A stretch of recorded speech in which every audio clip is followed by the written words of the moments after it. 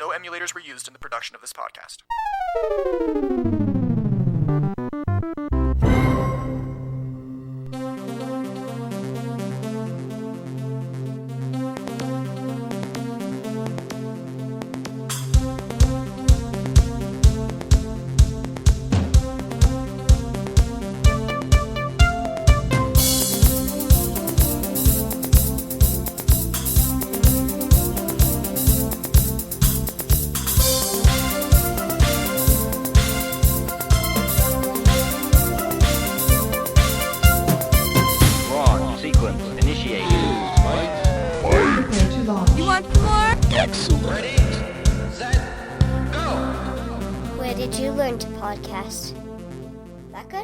That's awesome, sweetie. Thank you.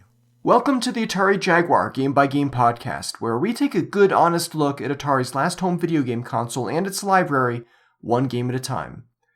I am Shinto, your squad leader who merely pretends to know what he's doing, and normally I would kick off the episode right here with the theme song, but this episode's game has a special kind of theme song, which I think merits some explanation, especially if you're listening to this episode with your kids. I do try to keep this podcast as family-friendly as possible. This is an anti-war game meant to illustrate the wastefulness of war, the human cost, as well as the way war is falsely romanticized. And the game does this with a fair bit of black humor, something which the theme song embraces with vigor, and maybe sarcasm. So keep that in mind as we get to the choppa in part number C0162J, Cannon Fodder.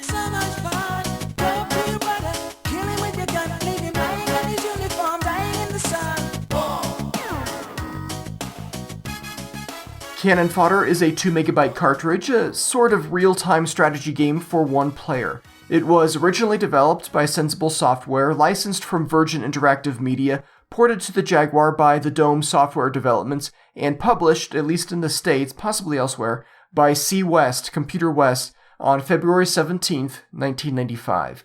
The game somewhat surprisingly carries an ESRB rating of K to A, kids to adults, ages 6+. More on that later. Sensible Software was a UK game developer founded in 1986 by Chris Yates and John Hare in Chelmsford, Essex.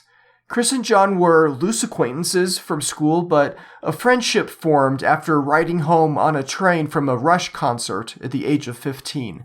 They drew logos, wrote music, and played together in a band. Chris went to college for computing and largely taught himself how to write code by borrowing computers. Is that the right term?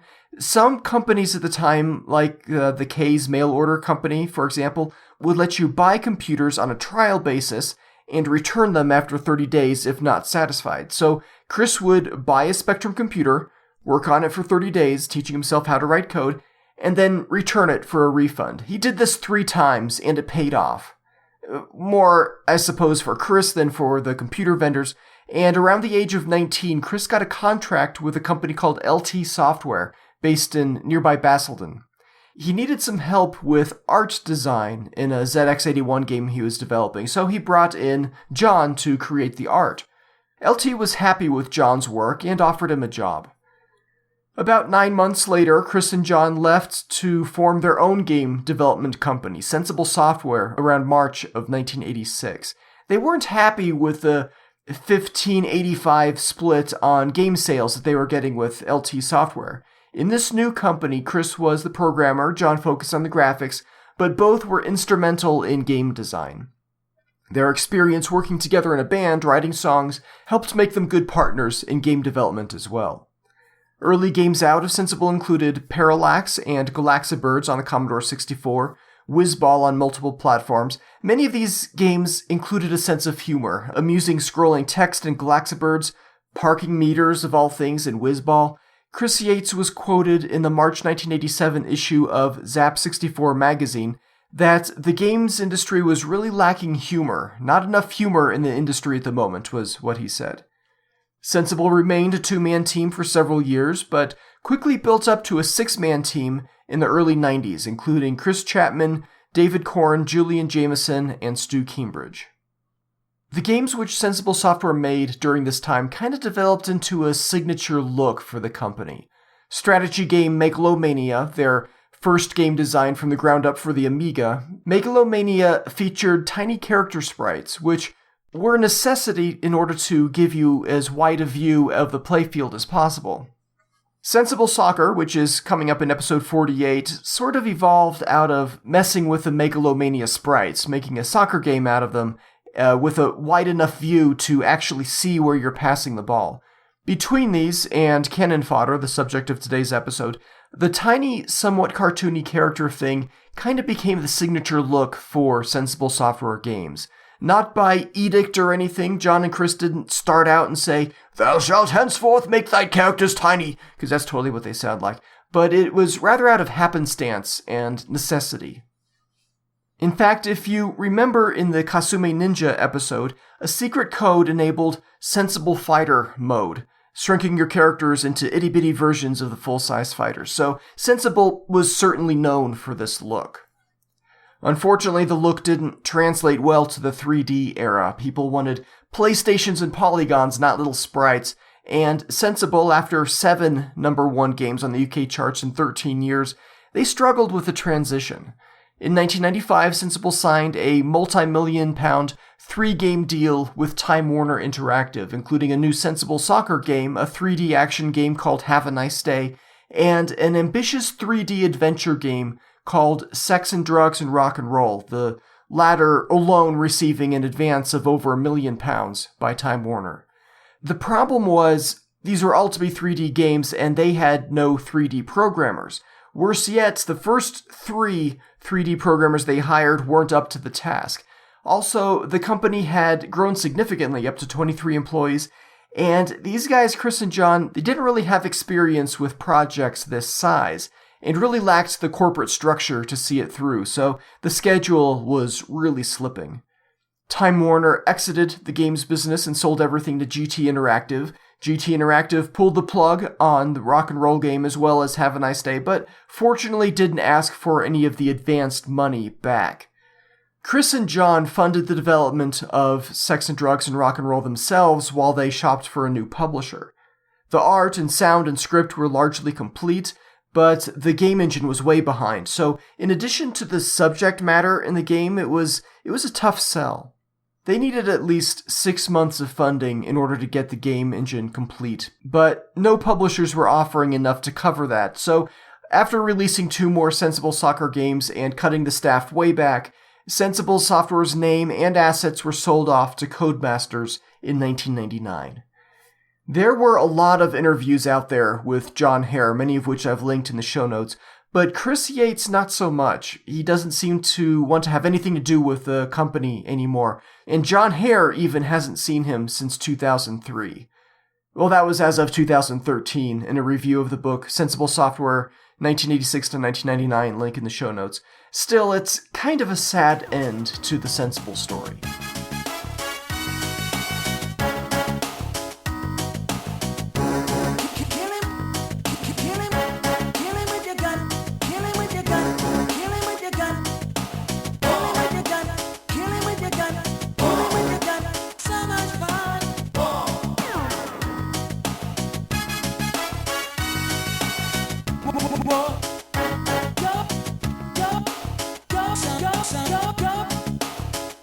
Go,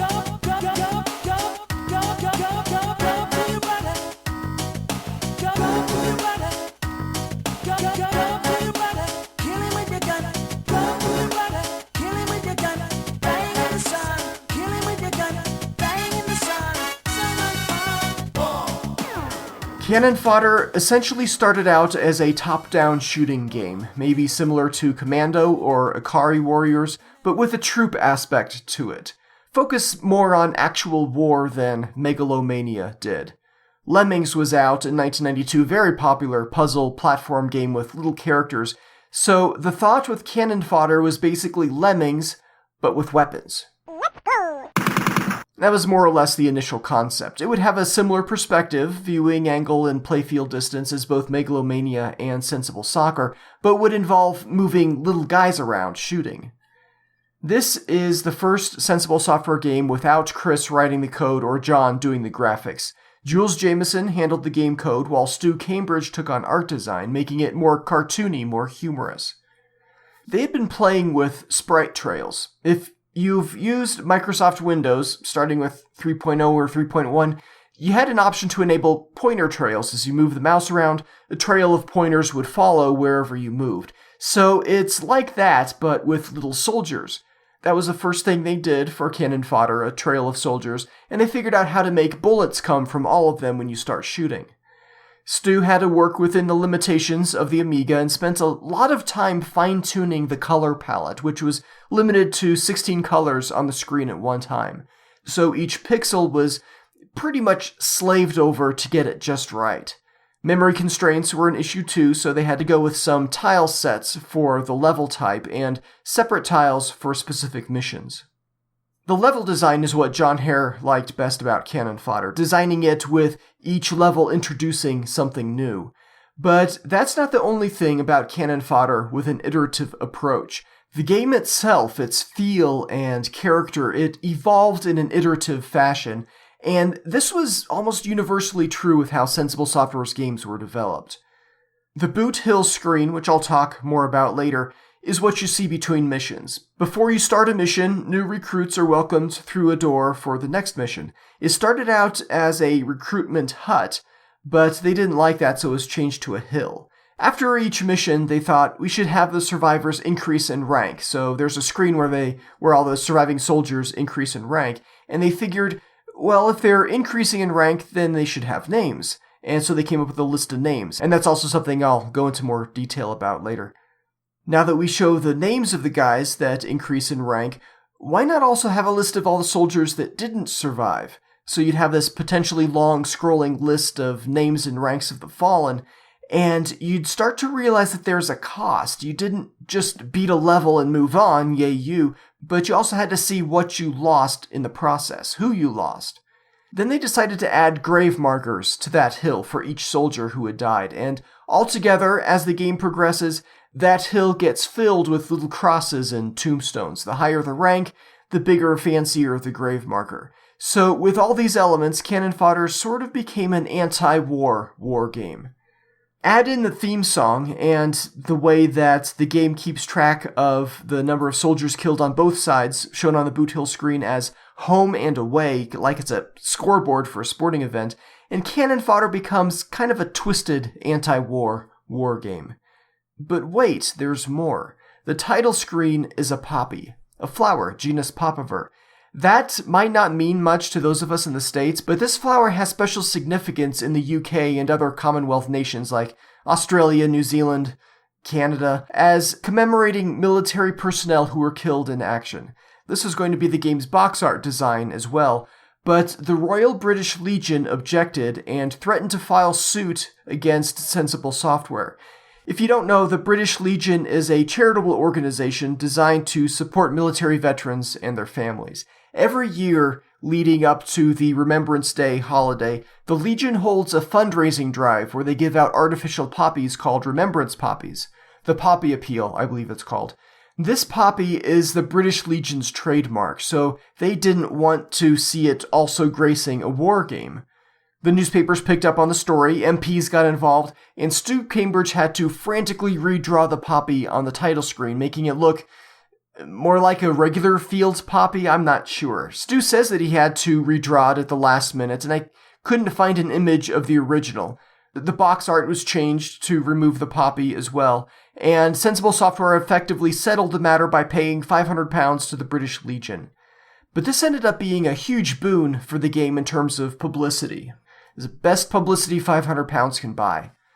This game ended up being a huge hit for the company, one of Sensible's 7 chart-topping releases, and selling over 100,000 copies. It was a critical success, too. Looking at Moby Games, there are 21 reviews listed of the Amiga version, with an average of 90%. That's slightly higher than both Doom and Doom 2 on DOS, by way of comparison.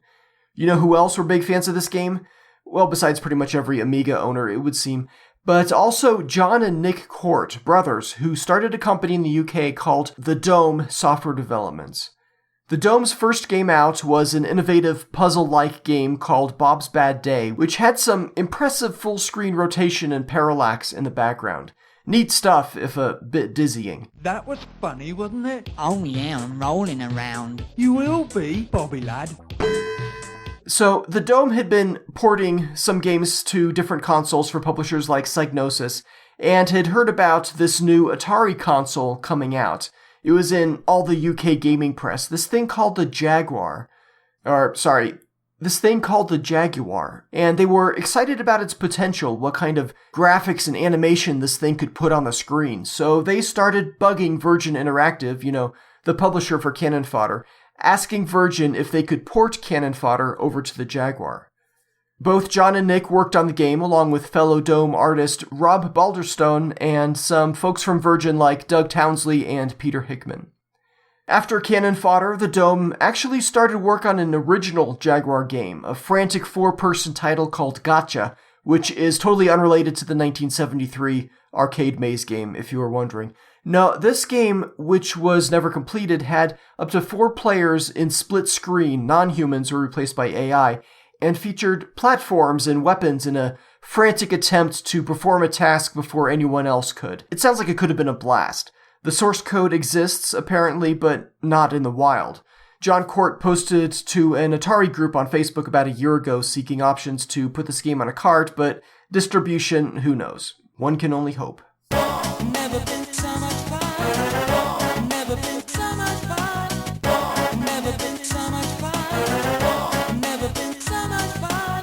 Go to your brother, kill him with your gun, leave him lying in his uniform, dying in the sun.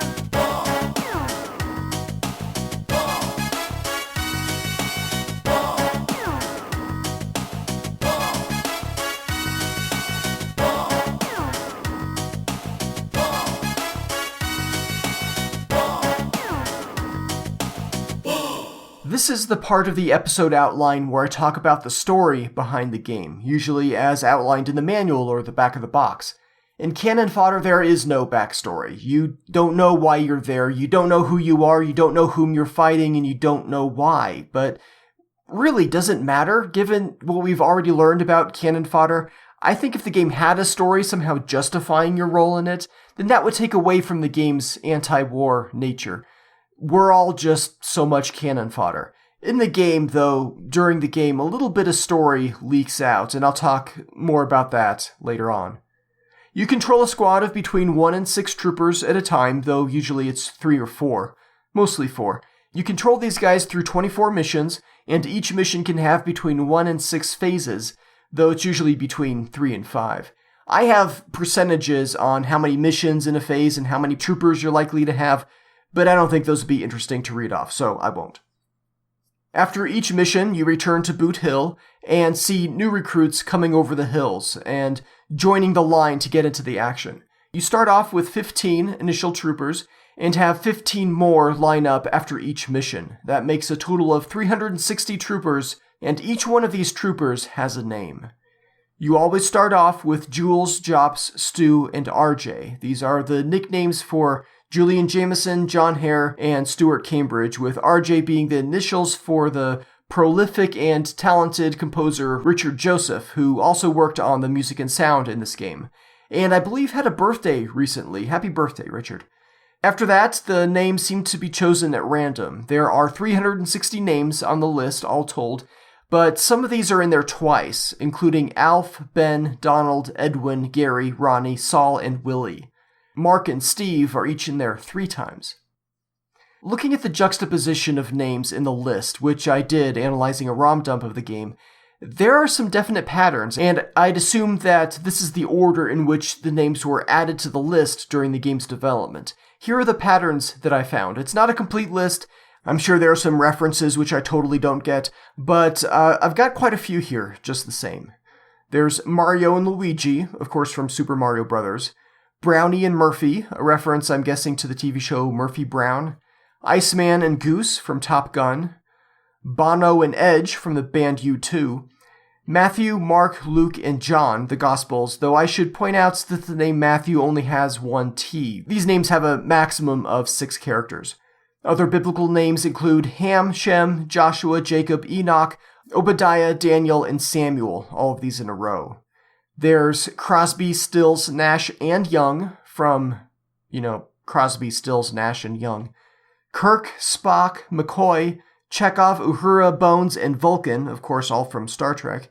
Artist names Go from Vincent van Gogh, Pablo, Renoir, Dali, Monet, and Manet.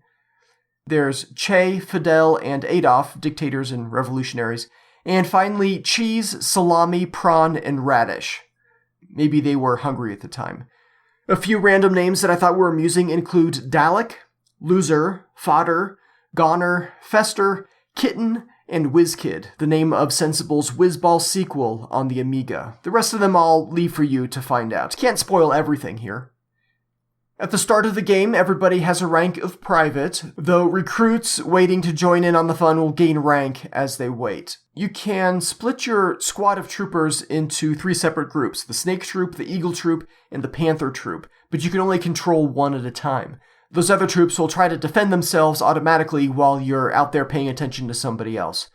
Maybe annoyingly using explosive ordnance when they don't absolutely have to.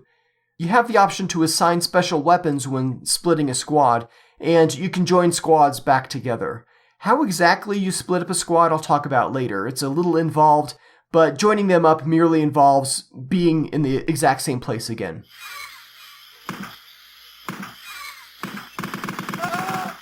Everybody is armed with a fully automatic machine gun with unlimited ammo. If that sounds to you like it might make the game too easy, then apparently you haven't played Cannon Fodder. Unless blocked by something else, your shots will travel part of the way across the screen. They don't have amazing range, and they're not terribly accurate either. It's not a very tight grouping at the end. Sometimes that works to your advantage, sometimes it doesn't. A little ways into the game, Mission 2, Phase 2 to be exact, you'll encounter a new weapon, the grenade. Grenade! They don't yell that when throwing a grenade. It might have been cool if they did, though. For those of you who love the 1983 movie Top Secret, here's what they actually sound like. In Mission 5, you'll encounter the bazooka, which fires rockets. The manual takes care to explain that this is, quote, not to be confused with the crude trombone-like musical instrument of the same name, or indeed bazoomas, which are something else entirely, end quote. How cool is this manual? It's full of stuff like that. I'm sure I'll include more quotes from it later. Or now, how about now? Initially, you'll have to find these weapons on the battlefield, but later in the game, as the manual says, quote, in the interest of public safety, end quote, each trooper will be given a free bazooka or 2 grenades free of charge. You don't have to worry about friendly fire with a machine gun, but explosions from the grenades and rockets can kill your fellow troopers. Well, there is one exception to the machine gun friendly fire thing, and that morbid little loophole is coming up shortly.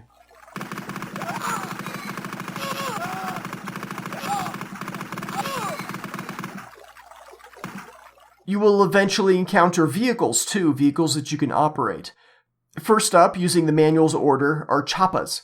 Not choppers, choppas, perhaps a reference to the famous Arnold Schwarzenegger line in the 1987 movie Predator. Get to the chopper! Or maybe not. Most of the vehicles, according to the manual, have some kind of slangy phonetic spellings. So the choppa is a helicopter, you can load 1 or more troopers into it, and some choppas have weapons. Choppas and, indeed, all these vehicles are impervious to small arms fire. You can take out a choppa when it's on the ground using grenades, but once airborne, only rockets and heat-seeking missiles can down them. That goes for both sides. Both you and the enemy can use choppas. Next, tanks, which the manual spells T-A-N-X. They're slow, but shoot shells, which the manual clarifies are, quote, not of the seaside variety, ha-he-ho, end quote. They're susceptible to the same things as choppas, but also other shells. Still not of the seaside variety. Jeeps. No weird spelling here. These come in two flavors, armed and unarmed. Skidoos, S-K-I-D-O-O-Z, are like Jeeps, but for snow and ice. I pronounce them Skidoos, but it's a generified version of the brand's name Ski-Doo, makers of fine watercraft and snowmobiles, or snow machines as they're apparently called up in Alaska. This isn't your typical single-seat machine, but more like a large multi-passenger vehicle. Like the Jeeps, any explodey type of weapon will blow these up. And finally, big guns. B-I-G-G-U-N-Z, as spelled in the manual, all one word. These don't move around like the other vehicles, but instead are turrets that can fire either rockets or shells. They can be destroyed by shells and heat-seeking missiles, and some additionally can be destroyed by grenades or rockets. Like an airplane lavatory or one of those portable toilets you'll find at outdoor concerts and stuff, you'll find big guns that are occupied and ones that are vacant, and the occupied ones in the game have a flashing red light on the top so you know not to go in there, and that you should probably blow them up. That's where my analogy breaks down. You blow up the occupied turrets, not the occupied porta-potties. There are power-ups in the game, though these are few and far between. The manual calls them Supa Dupa Boostas, and they look like various gold-colored symbols. The Supa Dupa Missile Boosta is a triangle. Picking this up gives you 50 missiles.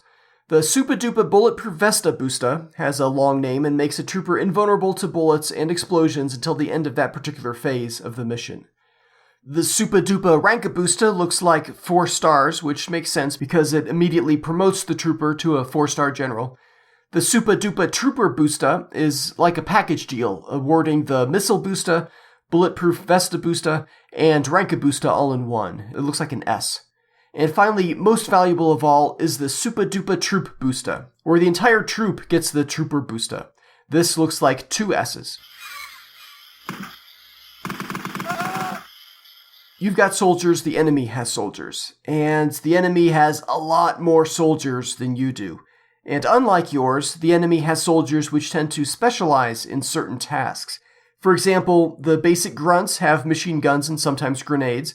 There are snipers, which the manual says are tricky blighters, and that's much softer language than I would use personally.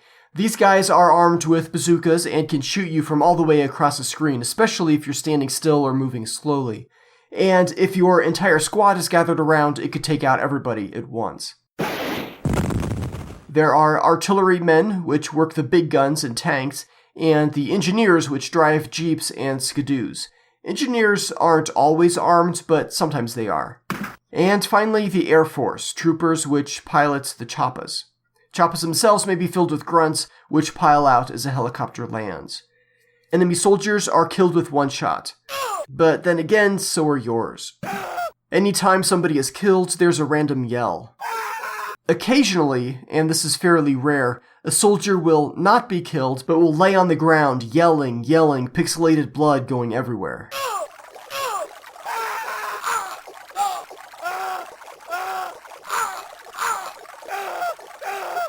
Another shot will put them out of their misery.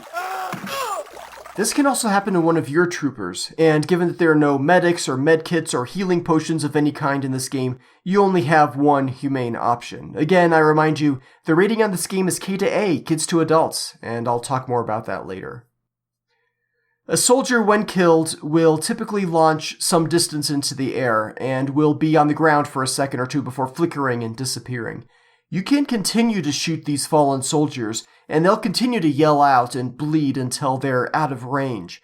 It sounds disturbing, but in truth I found this little feature to be cathartic, especially when it comes to those enemy bazooka snipers. I hate those guys. Early in the game, you'll encounter buildings, and buildings tend to be filled with enemy soldiers. They'll just keep coming out if you leave the building intact, so it's time to blow stuff up. Be aware, though, many of these buildings will rain down debris when blown up, and on more than one occasion did my entire team experience a chunk of roof landing on their heads. What a way to go. The roof chunk, if one blows off, will land in a random location, so if you see it flying your way, be ready to run. Other hazards include water. Your troopers can swim, but if the water's too deep, they'll be too busy swimming to shoot at the enemy, so you're kind of a sitting duck. Or a swimming duck, I guess. But not as good. Ducks are great swimmers. Best clear the area of enemy soldiers before you try to ford a river, or if you can, stick to the shallows where you're not totally defenseless as you slowly move through the water. In the jungle levels, you may encounter quicksand, which the manual also calls sucky sucky. I might have to start using that term, actually. Watch your step, there could be sucky sucky around here. The manual also says, quote, every time we put up warning signs, they disappeared, end quote. The same will also be true for your soldiers, so give the sucky sucky a wide berth. On desert levels, you'll find chasms. There are hills and cliffs that your soldiers can climb down okay, but if you fall into a chasm, you're not getting back out. So if it looks like it could be a big deep gash in the ground, it's probably a big deep gash in the ground. I've seen snowmen in the ice levels. The manual says that snowmen often hold a surprise. So I shot one with a grenade, and it flew off and exploded elsewhere, so I guess you need to be wary of exploding snowmen too.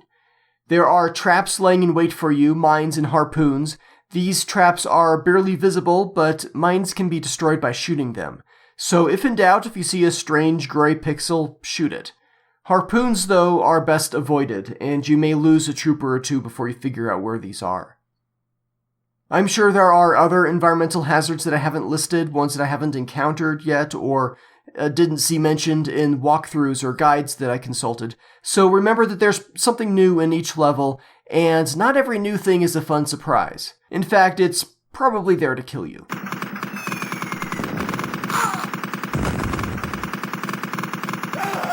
So, 72 maps, 24 missions. Each mission and its phases take place in one of 5 locales: jungle, Arctic, or Antarctic, or whatever, desert, moorlands, and underground levels, like enemy bases underground. Before each mission, you have a brief cinematic of a helicopter flying into whichever locale is appropriate for that mission. It's viewed as if through binoculars, and you have 4 layers of parallax scrolling going on as the chopper meanders down, then away. The name of the mission is displayed at the bottom. Each mission has a name, and each phase of the mission has a name. These names can be up to 25 characters long, and are usually pretty entertaining. There's a lot of wordplay, some puns, some phonetic dialects, and some rhyming. As far as I can tell, the Jaguar level names match what's on the Amiga, but the Super Nintendo and some of the other ports have different names. For example, the mission Greenland Red Blood is simply called Greenland Blood on the SNES. Jungle Bloody Jungle is renamed to Jungle More Jungle, and Moore's Murderers was changed to More Moors. Anyway, some of the more entertaining mission names in Cannon Fodder include Great Scott Good Shot, Chiller Thriller Killer, Get Orf My Land, Underpants Electric, and Explore My Hole, which is something I would have never predicted I would ever say in this podcast. Another one I liked was Core Blimey It's Cold Gov, but on the Super Nintendo and in DOS and possibly other ports was renamed to the more generic and bland Blast It's Cold. Let's see, Peer Pressure, spelled P-I-E-R, Donkey-tastic, whatever that means, An Icicle Made for Two, Much Much More, again M-O-O-R, Sewers Canal, Tank Top, Stick 'em Up Cod Breath, and who could forget Running Out of Ideas. Yeah, good stuff. Before each phase of the mission, you have a briefing. This is a black screen where you're shown the mission objective. It includes the phase number, like phase 1 of 3, the number of troopers you'll have, and what you need to do with them. So it'll say something like, with 4 enemy soldiers you must kill all enemy, destroy enemy buildings, rescue hostages, protect all civilians, destroy factory, destroy computer, get civilian home, or kidnap enemy leader. Not all at once, thankfully. This is good to know. If you are in a level where all you really need to do is blow up some buildings, you don't have to risk your tiny soldiers' itty-bitty necks hunting down all the soldiers you see. The briefing screen also shows how many recruits you have remaining back at Boot Hill. An interesting note about destroying enemy buildings. Usually, if it has a door, you need to destroy it to the point where it no longer has a door. Enemy soldiers can come out of these doors, and there doesn't seem to be any limit to the number of enemy soldiers that can file out of these buildings. It's like a clown car. Later on, in underground-based levels, you'll find doors off of long hallways or something, and just like standalone buildings or huts, destroying these doors effectively prevents their use. Blown doors may shoot off and destroy anything in their path, so best keep your distance. Or use it to your advantage. How good are you? Inside each level, there's no music. There are ambient sounds, though, like the jungle, or running water,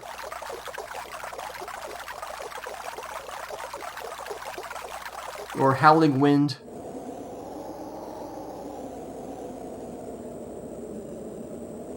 or probably others that I haven't heard yet, and sometimes there's no sound at all. For added ambiance, there can be birds flying around, or seals barking, and other sounds that I wasn't able to capture. The manual is cagey about the birds. Oh, no pun intended on that. It says, you can't shoot them, or can you? If not, why not? Otherwise, why are they here? Are they simply red herrings? Once you've completed the objective, the screen will either show phase complete if there are more phases left in the mission, or mission complete if there aren't. Your remaining soldiers will salute or wave or jump up and down with a remarkable amount of height. Also, if you have music turned on, you'll hear a jaunty military march.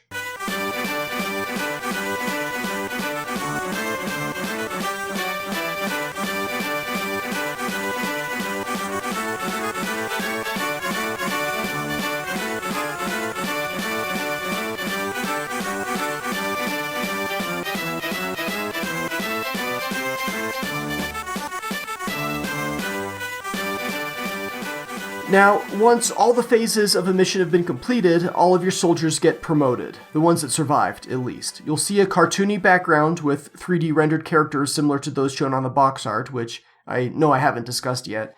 These rendered backgrounds come in multiple versions, and I think they change depending on the environments you just completed. So, ice, jungle, desert, whatever. There are times where it might make sense to surrender a level. Let's say you accidentally destroy a vehicle you absolutely need to finish the level. You can raise the white flag and get out of there with your remaining squad intact, and then try the level over. There are a few ways you can fail a level, like if you fail to protect civilians in an escort mission, but most of the time when you have to try again, it's because all your troopers have died.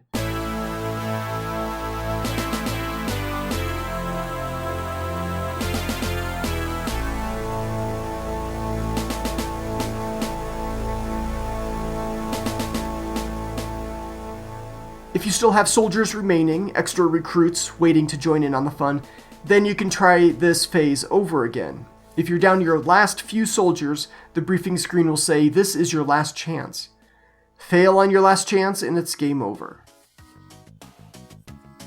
You'll see a static rendered cartoony image of the probably villainous El Presidente with his equally villainous mustache, wearing a smug grin and a tall black hat which uses a small humanoid skull for decoration.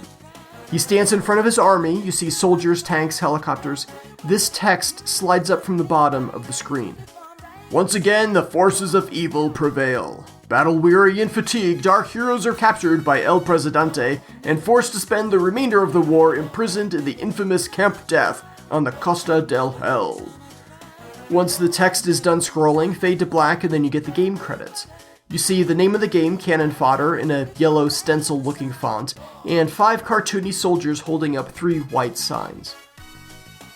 A red blob appears on each of the signs in turn, sliding away to reveal the name and role of someone who worked on the game. I'll assume the red splotches are paintballs. Sure. Much less likely to happen is you finishing the game. I'm great at pep talks, aren't I? But it's true, beating the game is no small feat, and if you don't want me to spoil the ending for you, better hover your thumb over the fast-forward button while I call on Bishop. And then I say, activate spoiler alert. Spoiler alert. Spoiler alert. If you wish to avoid spoilers, skip ahead 27 seconds on my mark. 3, 2, 1, mark.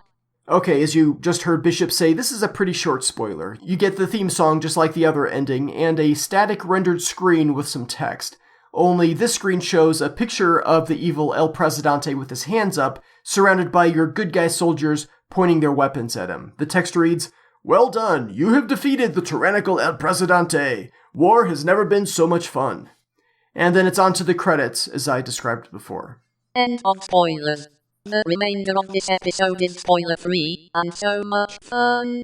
I can't take credit for finding the ending sequence. That wasn't my doing. That was the hard work and diligence of Roberth Anthony Martinez Rivero, who was kind enough to share screenshots, and from whom you'll be hearing a little later in this episode. Thank you so much, man. I couldn't have done it without you. No, seriously.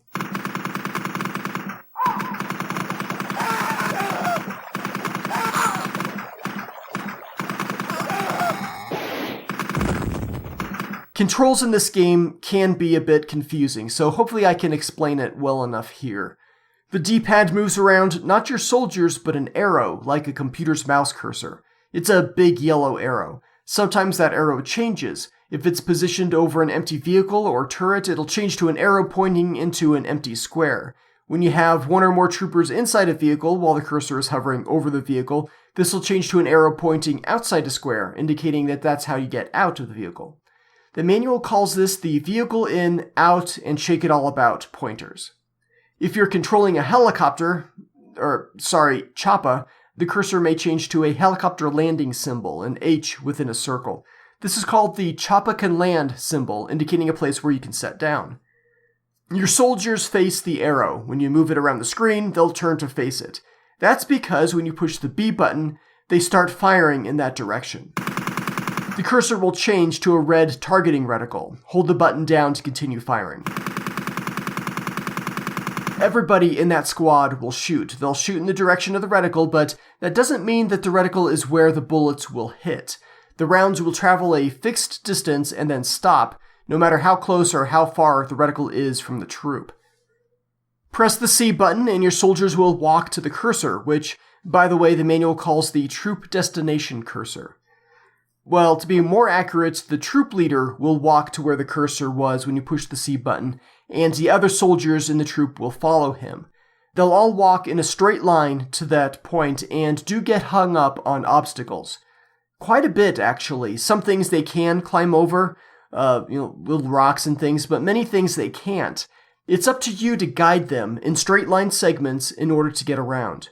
If they're in motion and you move the arrow elsewhere and push the C button, they'll immediately start moving to the new location. This means that you can't, for example, click out a path for them to follow like a 90 or 180 degree bend. It's always an immediate straight line.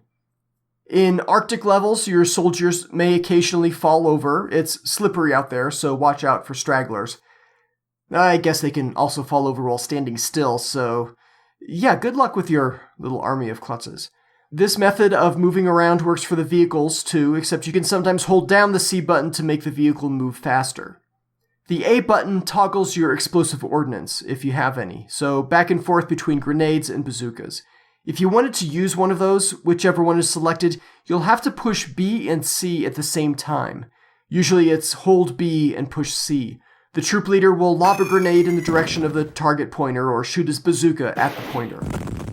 Something to keep in mind with these weapons is that there could be obstructions around that would interfere with them. A grenade you can lob, but stand too close to a rock or bottom of a cliff face with a bazooka, and kablamo, you and possibly the rest of your squad are dead. It's funny when an enemy does it, but not so much when you do. The option button halts the on-screen action and moves the arrow pointer over to the left edge of the screen where you can do several things. You can view a map of the level. There's a squashed globe-looking thing in the bottom left corner. You can surrender. There's a white flag just above the squashed globe. And you can split your soldiers into groups. The arrow cursor will snap to the correct actions smoothly, as opposed to freely moving around the screen without really knowing what you can and can't click on. So that's a nice thing. When surrendering, you need to double-click on the white flag, hit the fire button twice rapidly. Any fire button or combination of buttons will do. So, forming a new troop, first you select the name of the trooper you want to move. The names will be yellow when selected and white when not selected. Use the C button for all of these actions, by the way. It's not obvious, not documented in the manual, and I think technically violates the Jaguar development standards, which state that B should be the primary button. When you select one or more troopers, the team logo will change. It'll be split with a bottom left to top right diagonal slash. showing the original troop logo on the left and then the new logo on the right. Clicking on the logo will complete the split. But first, if you have grenades or bazookas, you may want to control how you divvy these up. By default, the new troop will take half, which is indicated by a dotted line around each of the weapons. If there's an odd number of weapons before the split, the new troop will take the one extra. You move the arrow over to the weapons and press the C button to toggle between half, the dotted line border, all the weapons, which is the solid border, and no weapons, which has no border at all. Let me give you an example. Mission 7, Phase 1, the Slippery Stairway. You've got 3 guys and a stock of grenades and rockets that'll have to last you through most of the level. Well, there are 2 schools of thought on how you approach this level, but I'll tell you what I do. I split off one soldier, and I give him none of the grenades or bazooka rounds. I do this because I need to send him out and rush a bunch of bazooka snipers positioned throughout the level, which is a risky job. Grunts can continue to appear through doors that are intact, but snipers don't. They're in the same position every time. So I send one guy out to take care of the snipers, he's less of a target, and the heavily armed mop-up crew comes in later to destroy the buildings when they only have regular grunts to worry about. You can have up to 3 teams in total. Split soldiers off the first one, Snake, and then split soldiers off of the second one, Eagle, and the third one is Panther. Once you're done splitting troops and assigning weapons, the option button will return to the action, and you'll be controlling the newest troop that you created. If you want to switch between troops, you can hit the option button and then select the troop by its logo using the arrow cursor. You can do that, but it's much easier to use the keypad, where you can switch between the troops with the 1, 2, and 3 buttons. 1 is the Snake troop, 2 is Eagle, 3 is Panther. This shortcut only works while the actual game is active, meaning you can't push option to manage troops and then use 1, 2, or 3 to quickly highlight that troop. That doesn't work. There's an easier way to view the level map than going to the option panel too. If you push the star or hash buttons, not at the same time mind you, that'll toggle the map. Technically the 0 will also do that, but it doesn't seem very Jaguar-like to me, toggling anything other than music, so I'll just say star and hash. On the map, your team's location will be indicated by a flashing red X. If you have multiple teams split up, only the active team, the one that you're controlling at the time, will show up with the X.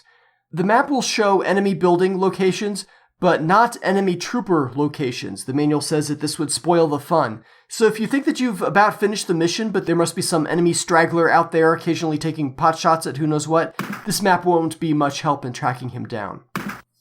While you can effectively pause the game with either the option button or by loading up the level map, the game action does stop. The Jaguar controller also has a pause button, which does what you might expect. It also does something you might not expect, which is make a weird noise, as if some of the background sounds were compressed or squished together. Or weird, right?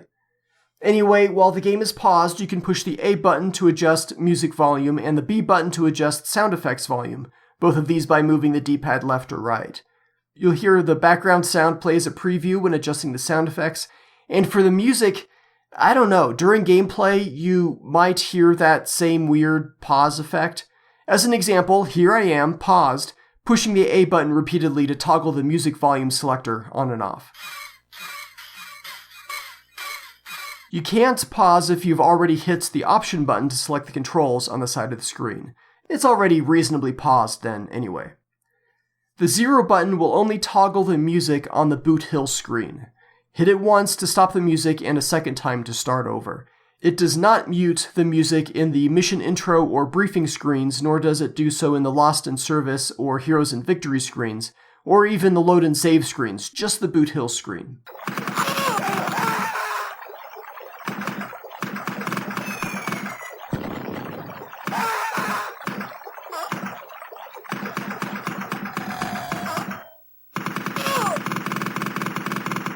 Upon booting the game, the first thing you'll see is some plain white text on a black background reading "Licensed by Atari Corporation" and lasting for about 6 seconds before fading away.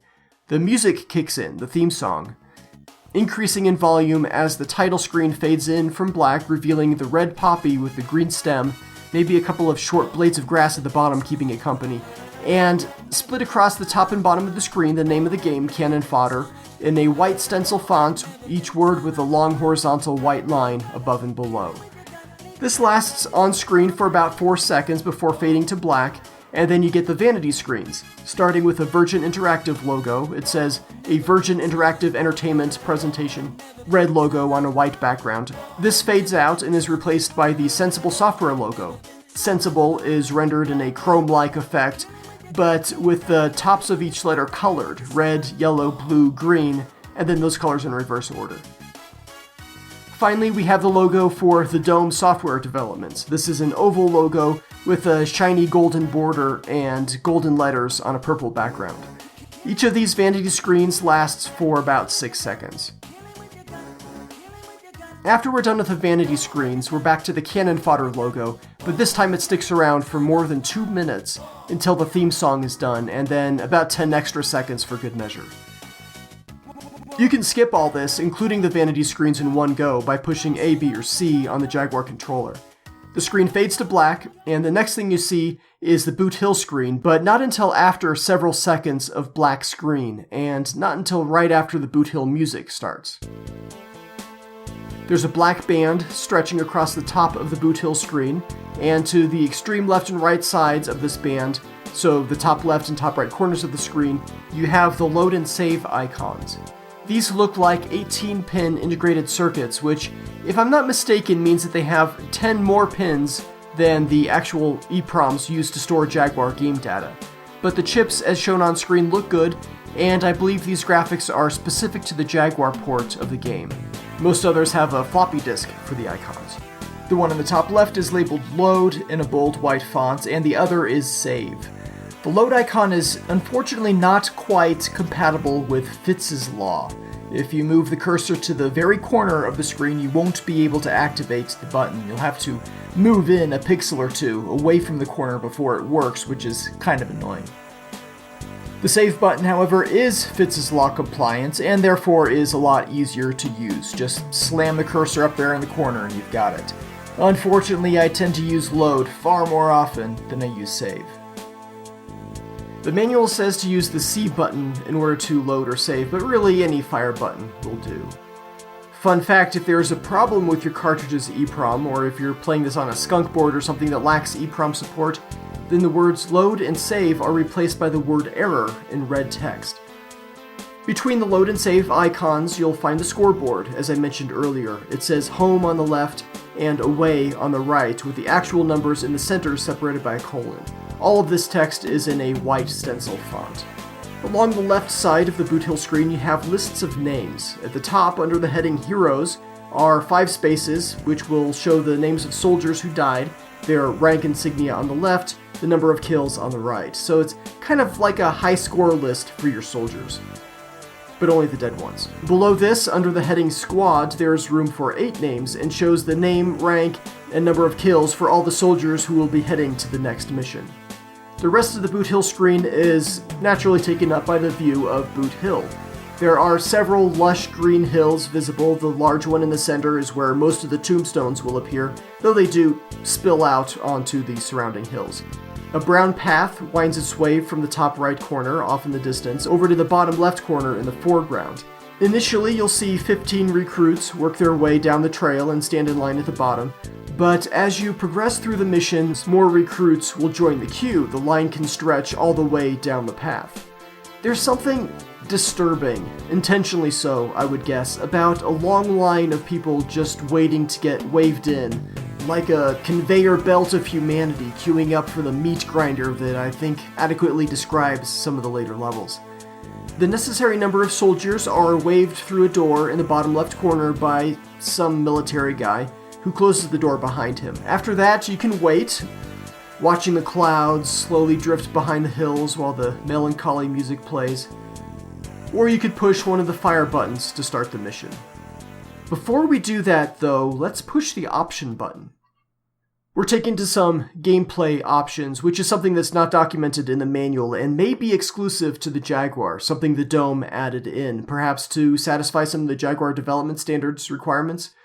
So push option, and you'll see 4 beveled gray rectangles appear on the screen, each one bearing a word in a white stencil font with a drop shadow. Top one says options, but that's just the header. It's a slightly different color than the others and can't be selected. Below that, Controls, Volume, and Low Res, LORES.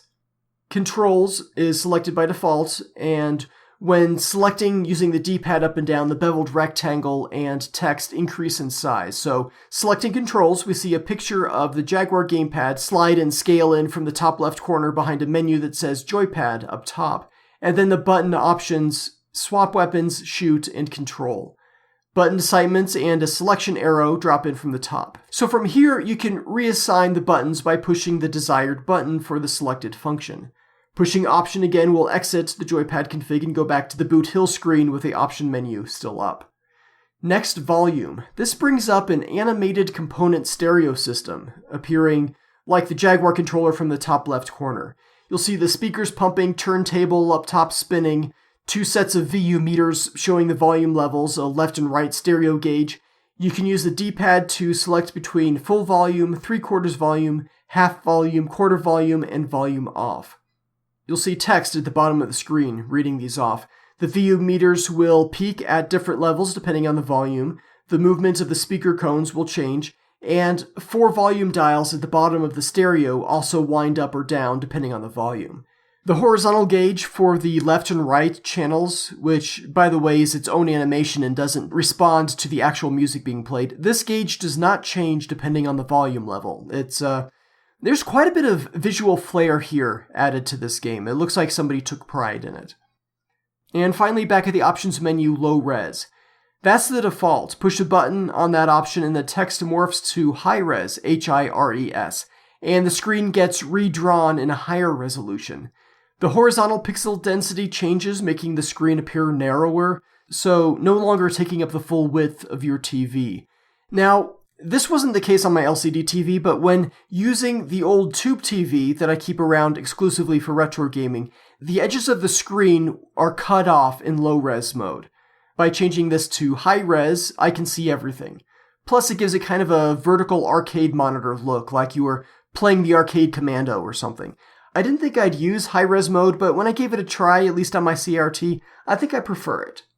Okay, from the Boot Hill screen, clicking on pretty much anything that isn't a load or save button will start the mission. Edit. Core blimey, I forgot to talk about the actual load and save screens. Clicking either the load or save icons will take you to a separate screen, Boot Hill background music still playing, a black screen with the poppy in the background, and the text load game or save game at the top of the screen in a white stencil font.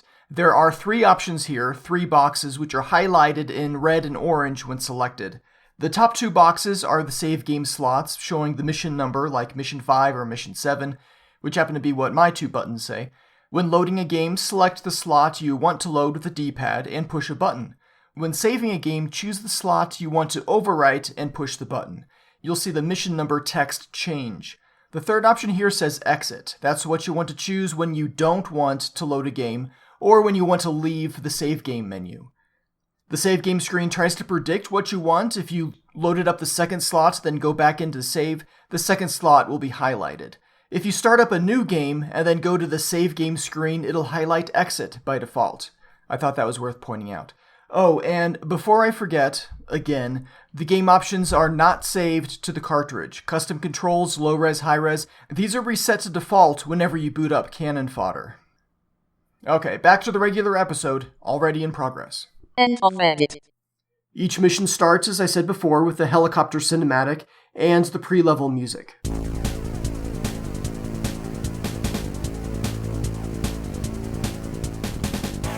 You can skip this little cinematic by pushing a button, but it only lasts for a few seconds anyway.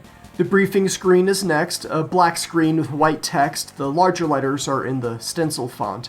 Everything is centered on the screen. You have the mission number up top, mission 1, mission 2, whatever, and then in smaller text, the phase 1 of 3, phase 2 of 4, whatever.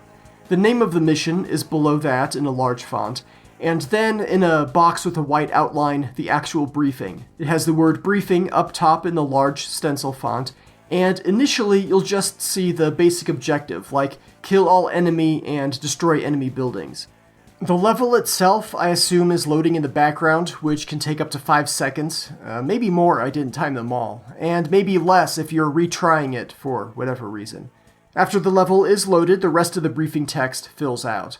Above the objective, you see the number of soldiers needed for that phase, so with 4 soldiers you must, and at the bottom of that white box, you have the remaining number of recruits waiting there at Boot Hill, so something like 56 recruits remaining. The very bottom will have the words "Go for it" in the large stencil font. At this point, you can push one of the fire buttons to enter the level. The screen fades to black for a couple seconds, the music stops, and then you're inside the level. You'll start out with 1 troop. The troop leader will have his rank floating over his head. As you move the cursor around the screen with the D-pad, the screen will try to pan around to fit both the cursor and the current troop, so there's a limit to how far you can look around. Remember though, if you can see the enemy can see you. Sometimes the enemy can see you even if you don't see him, which is especially true with those bazooka snipers. I hate those guys. Did I say that before? I probably did. It's still true. The status panel is off to the left with the different troops up top, surrender flag and squished globe at the bottom. Each troop panel has multiple sections, and at the top is the logo. Each team is color-coded, gold for snake, well, gold-ish, red for eagle, and purple for panther. Below the logo is a row of 3 icons. In the center is the troop's status, on foot, in a vehicle, whatever. It can also show the number of soldiers in that troop. The status indicator, along with the weapons and trooper list, will be darkened when that troop is not active. On the left of the troop status is the grenade counter, an icon with a number below that, and on the right is the bazooka counter, an icon with a number of missiles remaining. If you are out of one or both of these weapons, it'll be darkened. If you have both, the active one is the normal color, and the inactive one is darkened. Filling out the rest of the troop section is the list of people belonging to that troop, their name with their rank on either side. There are no kill counters here, so I guess it's a surprise when you get back to Boot Hill. Win or lose a level, you'll have some white text appear at the center of the screen, try again if you lose, and either phase complete or mission complete if you win. After a mission is complete, including all the phases, you'll get the Boot Hill music, and see the Lost in Service screen if any of the soldiers didn't make it through the whole mission. This has a background with pre-rendered 3D characters, like those, as I said, on the box art and elsewhere. Big heads, short legs, and little bodies. This background changes depending on the environment where the mission took place, I'm pretty sure. I think I've said that stuff already. The background shows some sad little soldiers, probably standing next to a grave marker, and you'll see the names and ranks of all the soldiers lost slowly scroll up the screen. If you didn't completely lose the game, if you still have soldiers remaining, you'll see a Heroes and Victory screen. This is similar, but the rendered background shows happy soldiers, perhaps receiving a medal or something. You'll see their names and ranks slowly move up the screen, and as they reach the halfway point, the rank insignia changes to indicate an increase in rank. The complete list of ranks and their insignia are listed in the manual, and I don't see a whole lot of value in describing them here. This episode is already shaping up to be another long one.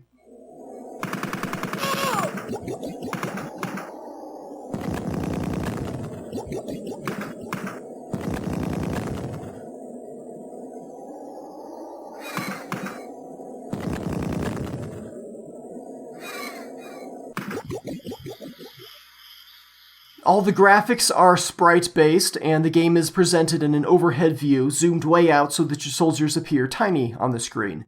Unless I guess you have a really big TV. Still, though, it's just a small cluster of pixels, maybe 12 pixels tall. Stu Cambridge was able to cram some personality into those 12 pixel tall figures, though, which is pretty remarkable. He used a technique similar to sub-pixel rendering in order to add animation without really moving the pixels, just altering the shades of color to give the impression of movement. When a soldier is killed, yours or the enemy's, they'll fall down, maybe tumble, maybe fly some distance across the screen, and then flicker and disappear. I think it would have made more of an impact, like in Doom, if the soldiers remained on the screen, but given the sheer number of enemies you'll encounter in some levels, that's probably too much for the hardware to take, and you really want to keep your eye out for living soldiers. The dead ones would be a distraction there on the ground. You can still shoot them while flickering, which basically resets the disappear timer. When a non-combatant is killed, there's a different, more graphic animation. You'll also find animations for troopers walking, wading, swimming, slipping, lots of little things. Shadows too, the soldiers have shadows. Sometimes you'll come across skeletal remains. You can shoot these and they'll bleed, which is a couple of different kinds of wrong. The rendered 3D graphics in the Lost in Service and Heroes and Victory screens, I believe, were made by British game development house Arc Developments. They produced a cartoon, or rather a series of cartoon shorts, which you can find on the 3DO version of Cannon Fodder. These aren't stills from those animations here on the Jaguar, but are in the exact same style, so I'd venture a guess that Arc had a hand in both. The sounds are minimal but appropriate. In addition to the background sounds, you'll have shooting and one of several yelling sounds as soldiers are killed. You might hear doors opening, quicksand, or cauldrons bubbling, that sort of thing. Plus birds. And seals. And probably sheep, but I didn't get that far. Music is fairly minimal, too, with a theme song, Boot Hill song, mission theme, and then either the victory or defeat tunes. The Boot Hill tune is an instrumental remix of a song John Hare wrote when he was 18. I think it was like a breakup song, but I'm not quite certain. It was about a girl, at any rate. I'd like to dig deeper into Cannon Fodder's theme song, if I could. It's 4-channel Pro Tracker style module music, like many other Jaguar games, well, Amiga games too, since this song is just the same as on the Amiga. Edit. When I said it was just the same as the Amiga, that's not entirely accurate, since the song, as captured from my Jaguar, doesn't sound exactly like the Amiga's mod file. I didn't notice this until listening through the headphones editing this episode, but the stereo channels are different. While they're clearly separated in the mod file, on the Jaguar they're not, and there's a bit of a stereo echo going on. Alistair Brimble and or Gary Simmons, who worked on the audio for the Jaguar port, I'm not sure how they pulled this off, but it sounds better on the Jaguar than the mod file that I have, presumably from the Amiga version. The tempo is exactly the same though, unlike Pinball Fantasies where the tempo on NTSC consoles is faster than the mod original. That's not the case here, it is exactly the same. But back to me. End of edit. It's built in an interesting way, I think. Typically, in mod files, you have an instrument sample, right? And you play that sample at different pitches to form different notes. Easy enough. But in the Cannon Fodder theme song, done by both John Hare and Richard Joseph, nearly all of the samples are just played at the same pitch throughout. Let me show you what I mean. Or rather, play for you what I mean. You have the backtrack played throughout the song. Isolated, it sounds like this. Just keep repeating that over and over. You have the brass, a single sample that sounds like this.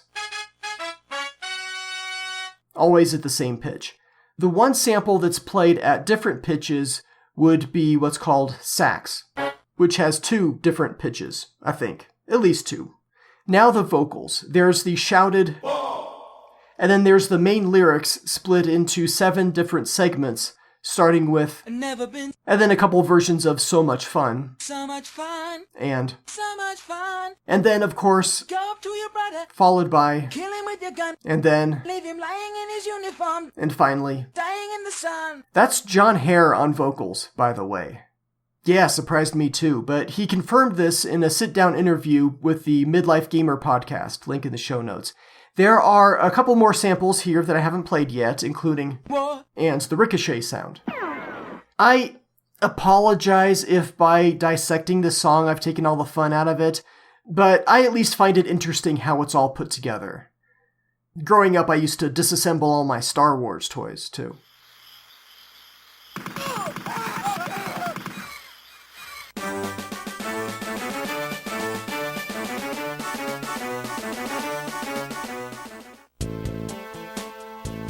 There are not any cheat codes known for Cannon Fodder, unfortunately, and I did ask.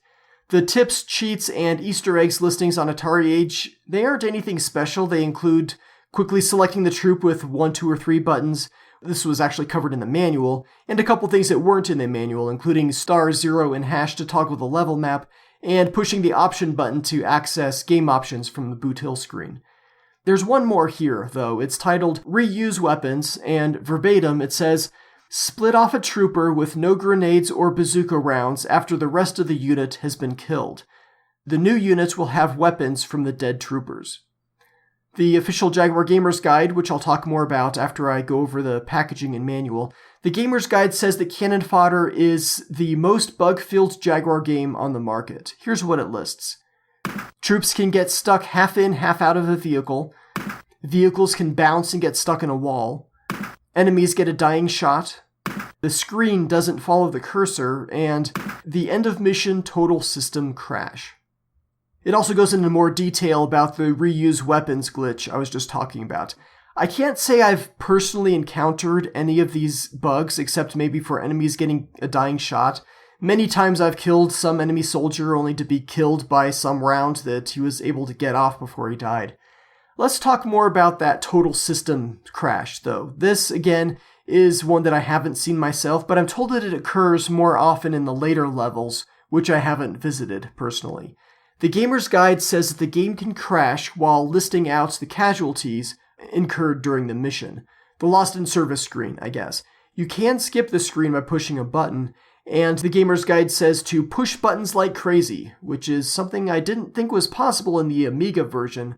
According to the interviews I've read, that scene was intentionally unskippable. The Cannon Fodder box art is styled a whole lot like other Jaguar game boxes. You have the artwork taking up about 60% of the front of the box, anchored to the top right corner. Yeah, I did run the numbers on that. And the rest of the box is black with some stuff on top. The artwork is cartoony, taking place in a jungle with an explosion in the background and 5 soldiers up front. This artwork was also used on several other ports of the game, including the Mega Drive, the CD32, some of the DOS versions, and the 3DO. So I'd venture that this artwork came first, and Arc Development's 3D take on it came later. The name Cannon Fodder is in giant red stencil-looking letters with a white shadow, and the front of the box also features the Jaguar hologram sticker used on third-party releases, the Sensible Software logo, a screenshot of the game, I guess a cinematic showing a helicopter face on. I must not have gotten that far in the actual game, so I don't recognize it. And there's also the ESRB rating, K to A, kids to adults ages 6+. Let's get into that a bit. If you've heard me describe this game, and I'm guessing you didn't just skip ahead to the part where I talk about the packaging, which I'm pretty sure is the most boring part of the show, if you've heard me describe this game, then you might wonder, is this really a K to A sort of title? All the yelling and bleeding and shouting and stuff? I don't think so, honestly. And the interesting thing is that if you go to the ESRB.org website and type in Cannon Fodder, you'll see the Jaguar version is rated T for teen. That's more like it. It sounds right.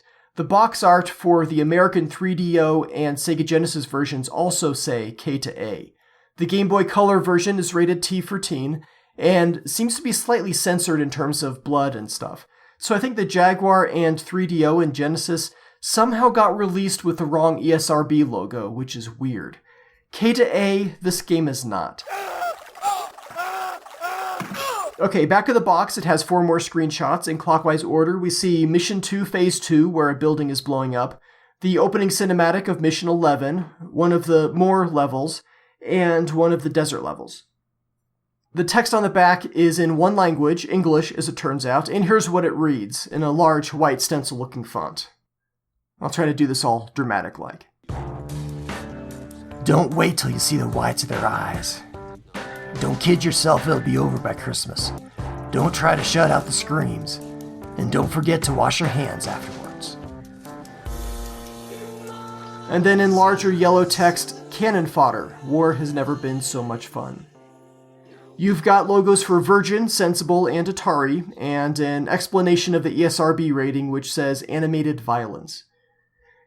The manual is unlike all the other Jaguar manuals I own. The layout across its 14 inner pages isn't altogether unusual, but the feel is. It's a lower quality paper, thinner, feels more like a typical magazine. Not a high-gloss National Geographic sort of magazine, but more like, Time, if that helps you out at all.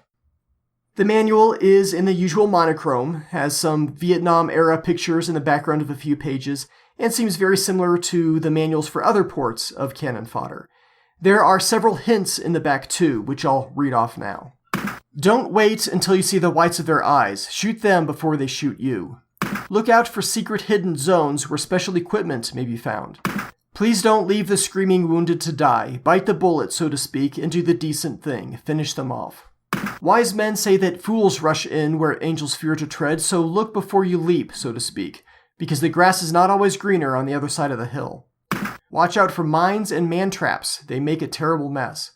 This one will kill you. When you've shot a man and he's lying there dead, shoot him some more to make him jump around like a bunny.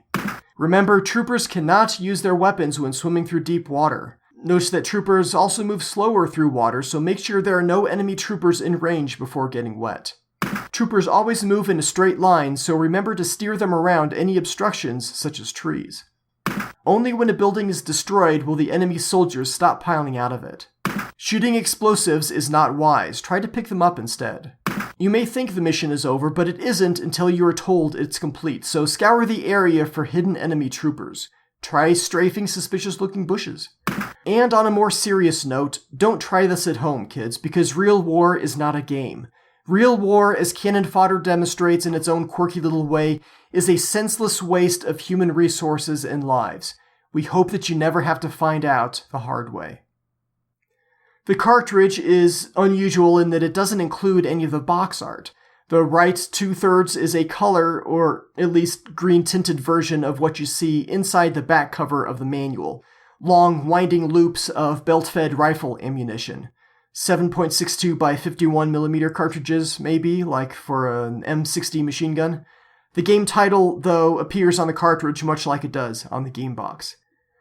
Being a third-party title, the Cannon Fodder cartridge does not have the Atari name and logo embossed on the back.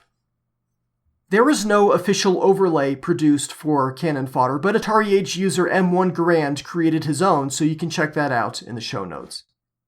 Interesting thing about Cannon Fodder on the Jaguar, there's no part number printed on the cartridge or on the box. What I read off as the part number at the top of the show comes from an internal sales document given by C West to retailers. It contains the terms of sale. You have to buy at least 96 cartridges at a cost of $43 a piece, though you can reorder more in quantities of 24. Pay cash in advance, get 2% off. According to Moby Games, Scott Walters of JagMod is who I have to thank for this fascinating look behind the scenes of the Jaguar game distribution. Him and Roberth Martinez, who uploaded it to Moby Games, so thank you, gentlemen. As I mentioned earlier, Cannon Fodder is covered in the official Jaguar Gamer's Guide. They have a walkthrough of every single level, which, man, couldn't have been easy to put together. If you'd like a second opinion, there's also a walkthrough of the Super Nintendo version on GameFAQs, which I will link in the show notes.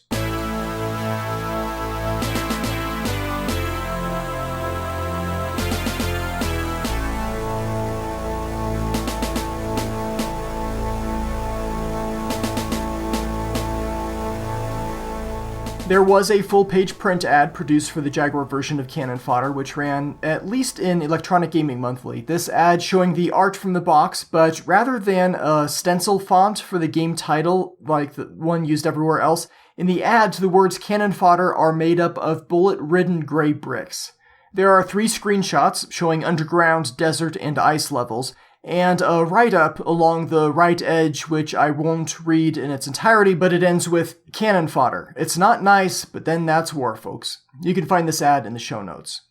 You would also have been able to see Cannon Fodder in a more general Jaguar ad, the 2-page Best Games, Best System ad that I've mentioned previously. You'll find a cropped version of this just showing Cannon Fodder in the show notes as well. This little blurb includes apparently one of the screenshots from the back of the box, and quotes from Die Hard Game Fan and EGM. Game Fan says, detailed and colorful, ... original and just plain fun to play. Let's get into some reviews. I have a wide variety of reviews to share, thanks largely to Arethius of the Atari Gaming Connection in France, who has once again helped round out this segment, gathering and translating a bunch of French and German reviews. I'm going to start with some English language publications, though, so let's kick things off with Electronic Gaming Monthly. EGM reviewed Cannon Fodder in their March 1995 issue. 4 reviewers chimed in, adding commentary as well as a score on a scale of 1 to 10. There was pretty good consensus here, 3 8s and a 7. They call the game warped, demented, humorous, and one of the most entertaining games, highly addictive and fun. All 4 reviewers commented on the tiny character sprites, one saying that they're too small, but overall the consensus is that this is a good, mindless shooter. I would disagree with the adjective mindless as you get deeper into the game, but perhaps they only played the first handful of levels. GamePro featured a full-page review of Cannon Fodder in their April 1995 issue. On a scale of 1 to 5, the reviewer rated graphics 3.5, sound 4.5, control 3.5, and fun factor 4.5. The reviewer said that the controls were somewhat imprecise and slow, particularly during a heated battle. Troops can get hung up on obstacles, which is annoying and not very intuitive.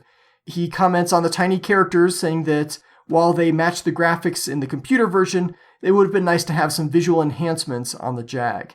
Like watching a war in an ant farm, he says. He liked the sounds, though the music he thought was a little repetitive. In summary, he says that the game is tough to master with increasing difficulty that keeps you coming back for more. Being GamePro, there are some pro tips scattered throughout. If enemies are coming, don't stand or walk in darker water. You can't shoot from there. Enemy soldiers constantly exit a building until a roof is blown off, so toss a grenade as soon as you can. Though I should probably clarify, they may constantly exit a building until the door is blown off, not necessarily the roof. Watch out for foxholes that may allow enemy soldiers to ambush your troops. Hit one of the lower 3 buttons for a map with an overview of the terrain and your objectives. In the quicksand level, an arrow points to a mine. Avoid the mine altogether or shoot it before you pass. I guess there's a vaguely arrow-shaped pool of sucky pointing to a buried landmine in this level. Know how far your gun shoots so that you can take out an attacker when he's in range. Hide behind natural obstacles to save your recruits from damage. Walk enemies into the line of fire or lob a grenade from a safe vantage point. Video Games and Computer Entertainment, June 1995, gave the game 8 out of 10, saying, and I found this surprising, that since it only has a 2-slot battery backup, quote, passwords would have been preferable, end quote. Wow, passwords. But it's an excellent game with loads of replayability, it says. The 3 reviewers of Die Hard Game Fan magazine gave Cannon Fodder 2 80% scores and a 69%, saying that no 64-bit power is exhibited here, and wondering why they didn't render the little characters and make them a tad bigger and more animated. Let's go across the pond to check out Atari World magazine, who also gave Cannon Fodder a full-page review. The reviewer says that the graphics are small but detailed with lots of humorous animations as dead bodies bounce around. Just take that sentence in. Where else but Cannon Fodder will you see a statement like that? Anyway, back to the review, he says that the sound is excellent, but the Jaguar is capable of much better graphics than what's in the game. Controls are, quote, a bit tricky at first, and it gets frustrating when your troops get stuck behind an obstacle and you have to fiddle about trying to get the right angle to free them again, end quote.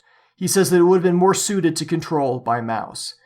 In summary, he says, Cannon Fodder won't get top marks for its ported graphics, but the game is addictive and has a just one more go factor. That's about all I've got, so let's see what Arethius has kindly prepared for us. First up, the German language Mega Fun magazine, April 1995. 2 guys reviewed this, and here are their thoughts. Philip says, attention Jaguar freaks, graphically Cannon Fodder is a sham. Despite a few graphical enhancements, the small intermission pictures are new and a few background graphics have more details, the game is identical to the 16-bit versions. Here we have an example of a rapid market launch that is more following the motto, the quicker you bring the cartridge to market, the quicker money will come, than let's do a version specifically tailored for the Jaguar. On the other hand, a game is not only the graphics. If playability, control, and design are good, a game can do wonders for you. Cannon Fodder belongs in the latter category thanks to no small part to Sensible Software's indestructible game idea of a graphically meh but superb fun concept. And Marcus writes, with Cannon Fodder, Atari's 64-bit console finally has the possibility to have a game with a really great yet controversial game idea. And what does Sensible Software do with it? It is true that the graphics have been a little bit advanced and there are new intermission pictures, however the cart remains graphically under the 64-bit barrier. Even the sound is a lazy port, there is only one intro music, and some sound effects to amuse our sensible ears. In the control and level design, is the feline version the same as the previous versions, and even the fun is not better nor worse than the previous wars. The possibility to save instead of a lame password system is actually a pro as well as a con. Despite all this, Cannon Fodder is worthy to be recommended without restriction. Next, we have Maniac Magazine. This is a half-page preview which covers both the Super Nintendo and Jaguar versions. It's pretty short, and they both received the same score, 73%, so Arethius translated everything. First, Super Nintendo.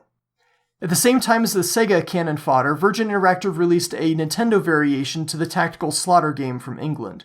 You control a squad of up to 6. When you click with a cursor on an objective, your soldiers will walk to it and will walk around a cliff or swim through a river to get there.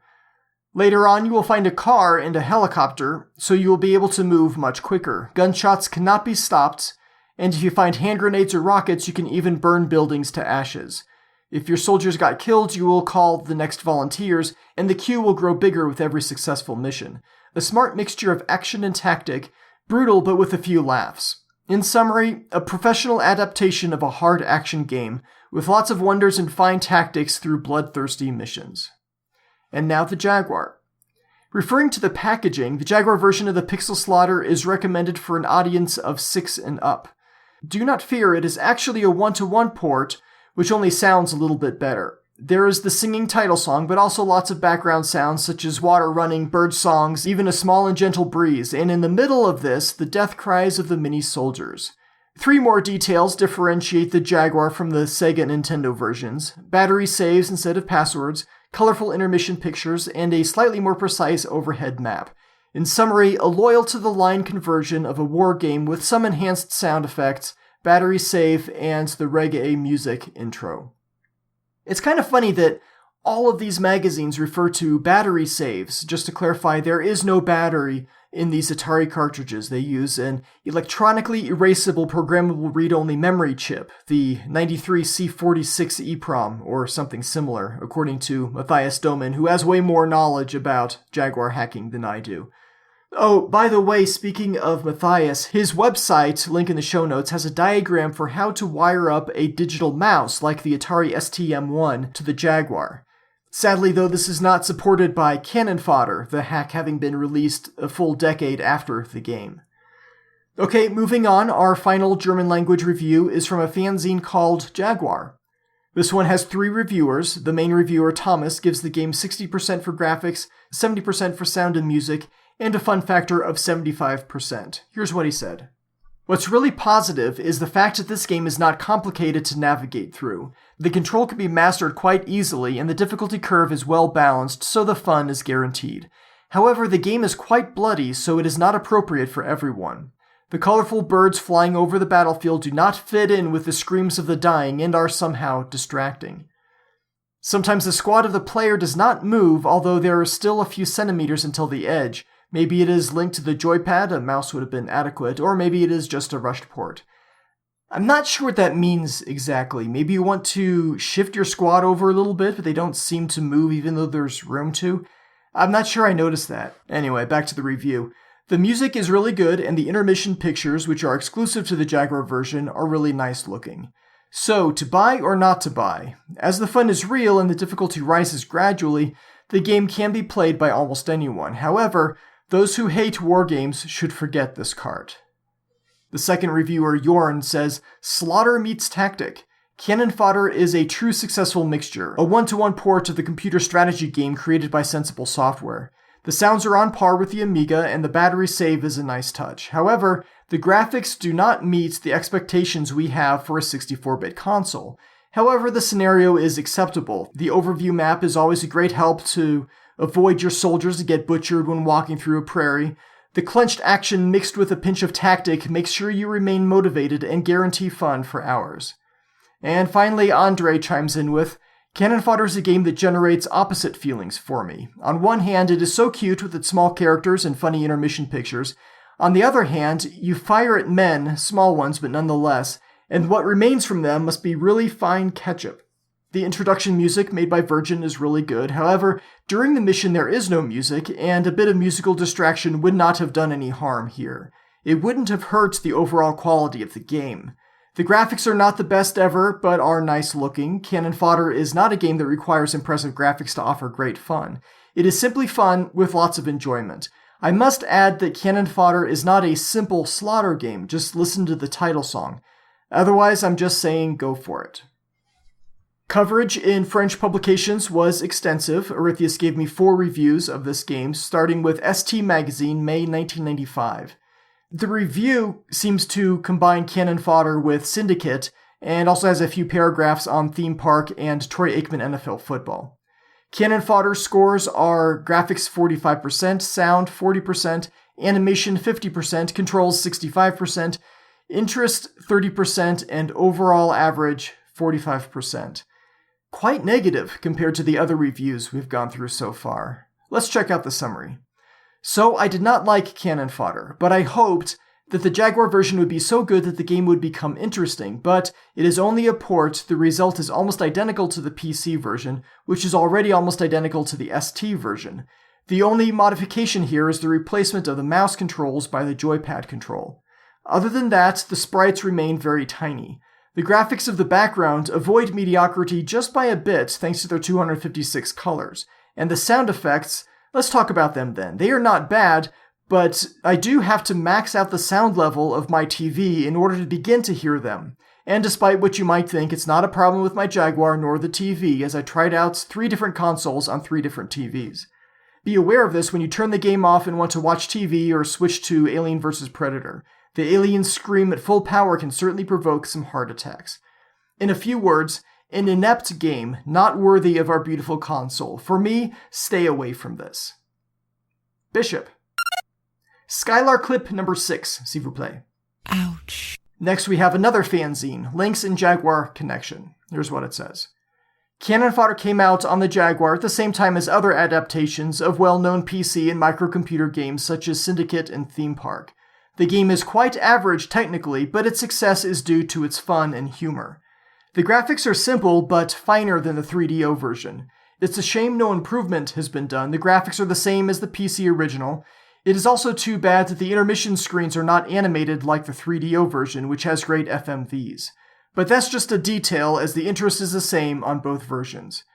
On the other hand, the sound atmosphere is really well done. The introduction theme is great in CD quality. The digital sound effects feel real, like the water on the rivers and the jungle noises. Others are more cartoony, like the screams of your soldiers and the agony of the wounded you are firing at, although they are almost dead. Here you can see that war is not encouraged in Cannon Fodder, but mocked. The character sprites are too small and sometimes hard to tell your troop from the enemy soldiers. For a better result, the programmers should have deleted the shadow of the character and used the extra pixels to make their legs longer. On the other hand, they move very well, and it is always a pleasure to see the waves of bullets from the machine guns or the explosions of the buildings. The playability is good, although a mouse would have been appropriate for this kind of game, as some levels require speed and precision. Indeed, difficulty is the main default of Cannon Fodder. Despite the fun and simplified interfaces, Cannon Fodder is mainly recommended to the fans of strategy games, but any player with a cheat code could try this game, as unlimited ammo and infinite lives, this war will seem lots easier. Cheat codes? Not that I'm aware of. Also, I should note that as far as I can tell, the 3DO version does not have animated intermission screens. They use the static images just like the Jaguar, but those are in the same style as the animation, which the 3DO version does include as a separate option. Now we come to the magazine Start Micro. After a long playthrough, it can't be denied Cannon Fodder deserves to be considered as exceptional. User-friendly, creative, original with lots of missions, more than 30, so you can be assured you will have many hours of fascinating playtime. The graphics are okay, the animations are really realistic, but this game would truly be a hit if it had more options and more things in comparison to the computer version. Hardcore strategy fans must get this one without hesitation. Music, he rates 7 out of 10. The intro song gives the impression of listening to an actual LP, the rest is nothing spectacular.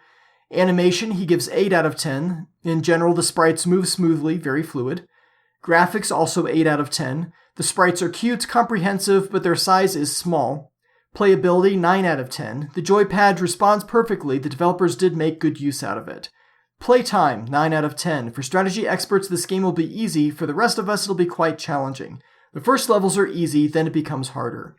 Overall, 8 out of 10. It is a good original game. Good thinking and patience will be required to play it. Lastly, another French magazine, Jagnet, rated the game 4 out of 5 and summed up the game like this. The humorous aspect of the game is reinforced by funny, colorful, and quite sharp graphics. The different environments are varied: jungle, snow, desert. The atmosphere is also very good, and the sound effects are enjoyable. As the ad says, some may not return, but that only means more sandwiches for the others, so go ahead.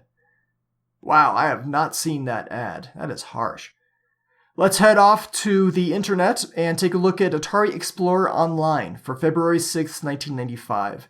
Travis Guy penned a review for Cannon Fodder using a nearly finished build of the game procured by the publisher SeaWest.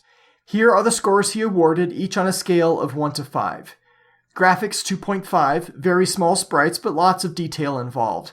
I noticed no slowdown in action nor any glitches. Audio 3, great title music, sound effects are plentiful and good but not overwhelming. Control 3.5, after accidentally killing off my troop a few times with errant grenade tosses, it becomes very easy. Nothing goes to waste here.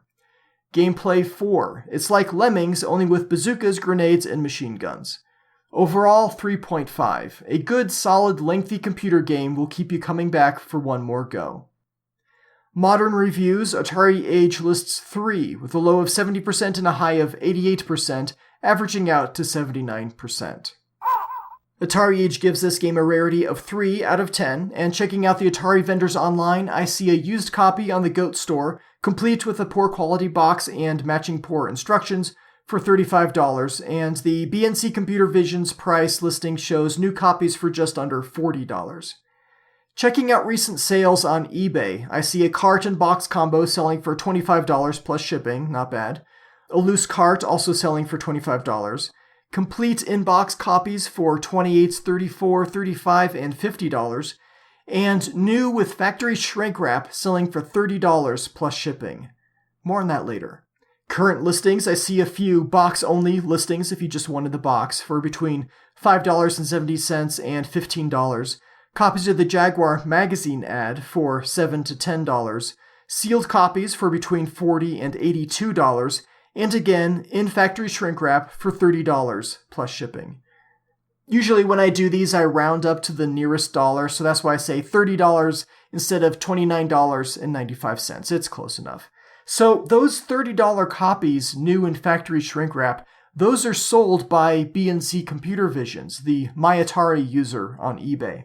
They've sold a bunch of these, 162 as I record this. One of those sales was to me. I just bought this game recently, and the experience buying on eBay from My Atari was great. A+++, would buy again. Well, maybe I'd buy something different next time.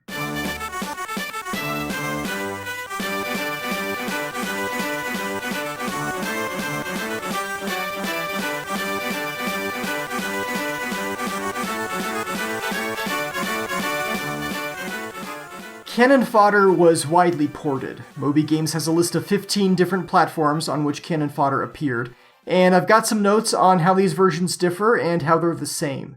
If you wanted to see some of these things in action, there's a link in the show notes to a Let's Compare video that walks through these ports. Okay, the ones that are most similar to each other are the Amiga, the CD32, and the Acorn Archimedes. These, along with the Atari ST version, all include a screen at the beginning with the text, "This game is not in any way endorsed by the Royal British Legion." Speaking of the Atari ST, its rendition of the theme song has an entirely different feel. I think. I can't be sure because I've only seen Cannon Fodder on the ST in emulation, both personal experience and on YouTube, and I don't trust emulation, especially where sound is concerned. But I'll put that out there as a possibility. The ST version seems unique in that it lacks the boot hill screen, it goes straight to the briefing screen, and has the load and save icons there. ST and DOS lack digitized speech for the soldiers, and also seem to lack the ambient background sounds. Super Nintendo and Mega Drive versions lack lyrics in the theme song, but their renditions instead have some of the soldier death sounds at regular intervals. The Game Boy Color port is probably the most unique. It has a cartoony intro, totally unlike the one on the 3DO, which I mentioned a little while ago. It seems to have an actual storyline in the briefing screens, and no boot hill screen. In the game, on the Game Boy, you have additional sound effects, like monkeys screaming in the jungle levels, and speech from the enemy soldiers when they see you. Kinda reminded me of Wolfenstein 3D. That's all I wrote down about the different versions. It's not an exhaustive comparison. That would be too exhausting, but I think that if I were to choose the best port of the game, I might have to go with the Amiga original. The Archimedes might be a close second. The best looking version, I think I'd have to give to the 3DO. Many of the graphics are redrawn, like on the Boot Hill screen. The path is not plain dirt, but cobblestone. It looks sharp. And I think the soldiers had been redrawn for that version as well. They look sharper, perhaps, using more colors and pixels. My thoughts about the Jaguar version in particular, well, that's coming right up. I'm going to go get myself some coffee, and then I'll be back with you in a bit.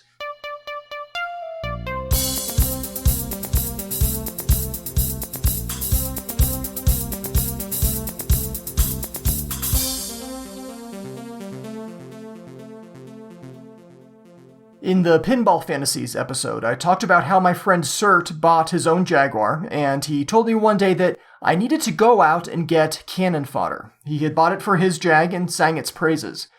Well, that's a metaphor. There was no actual singing. That would have been awkward. But I didn't follow his advice. I didn't buy Cannon Fodder because controlling a game with a mouse cursor when you don't have a mouse, that didn't look like any fun. I had no interest and left it at that. I learned a little more about the game in an episode of the Retro Gaming Roundup podcast, where much of the episode, including the top 10 list, was about Bitmap Brothers versus Sensible Software. All I knew about Sensible Software before that was that they had tiny characters in their games because I knew of a cheat code in Kasumi Ninja, so I learned more about Sensible in that RGR episode, where they ranked Cannon Fodder number 1 in their top 10, and this was also where I hear the theme song to Cannon Fodder for the first time. I remember it clearly. I was on a business trip driving from the hotel room to the office where I'd be working that day, and I heard the theme song in its entirety without any context, my mouth probably hanging open in shock. What is this? This is messed up. It's both catchy and disturbing. With this episode approaching, of course, I needed a copy of Cannon Fodder, so I found what BNC Computer Visions was selling on eBay.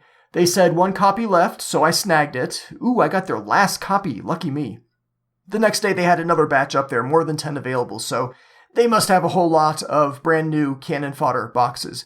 So if you're looking for one, definitely check that out. $30 for a factory sealed Jaguar game, you can't beat that.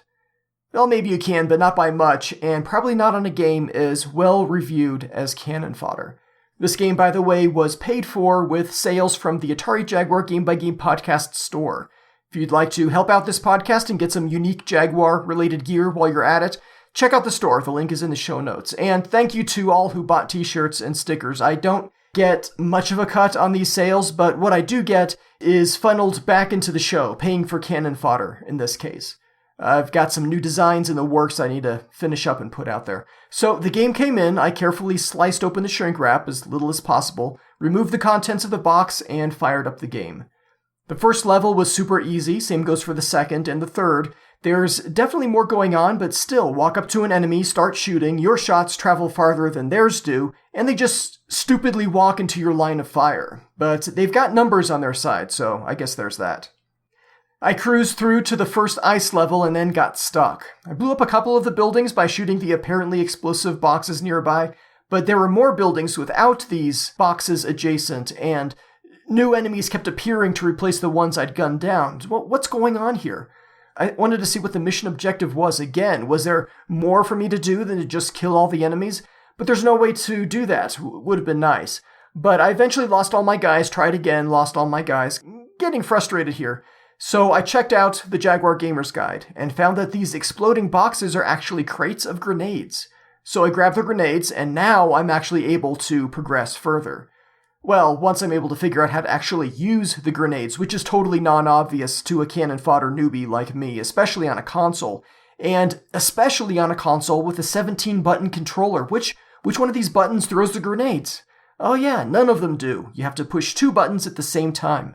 Makes sense for a mouse, not for a joypad. After that brief Antarctic adventure, we're back to the jungle, and those levels fell pretty easily, especially once I got a hang of using the grenades and learned that there was a map.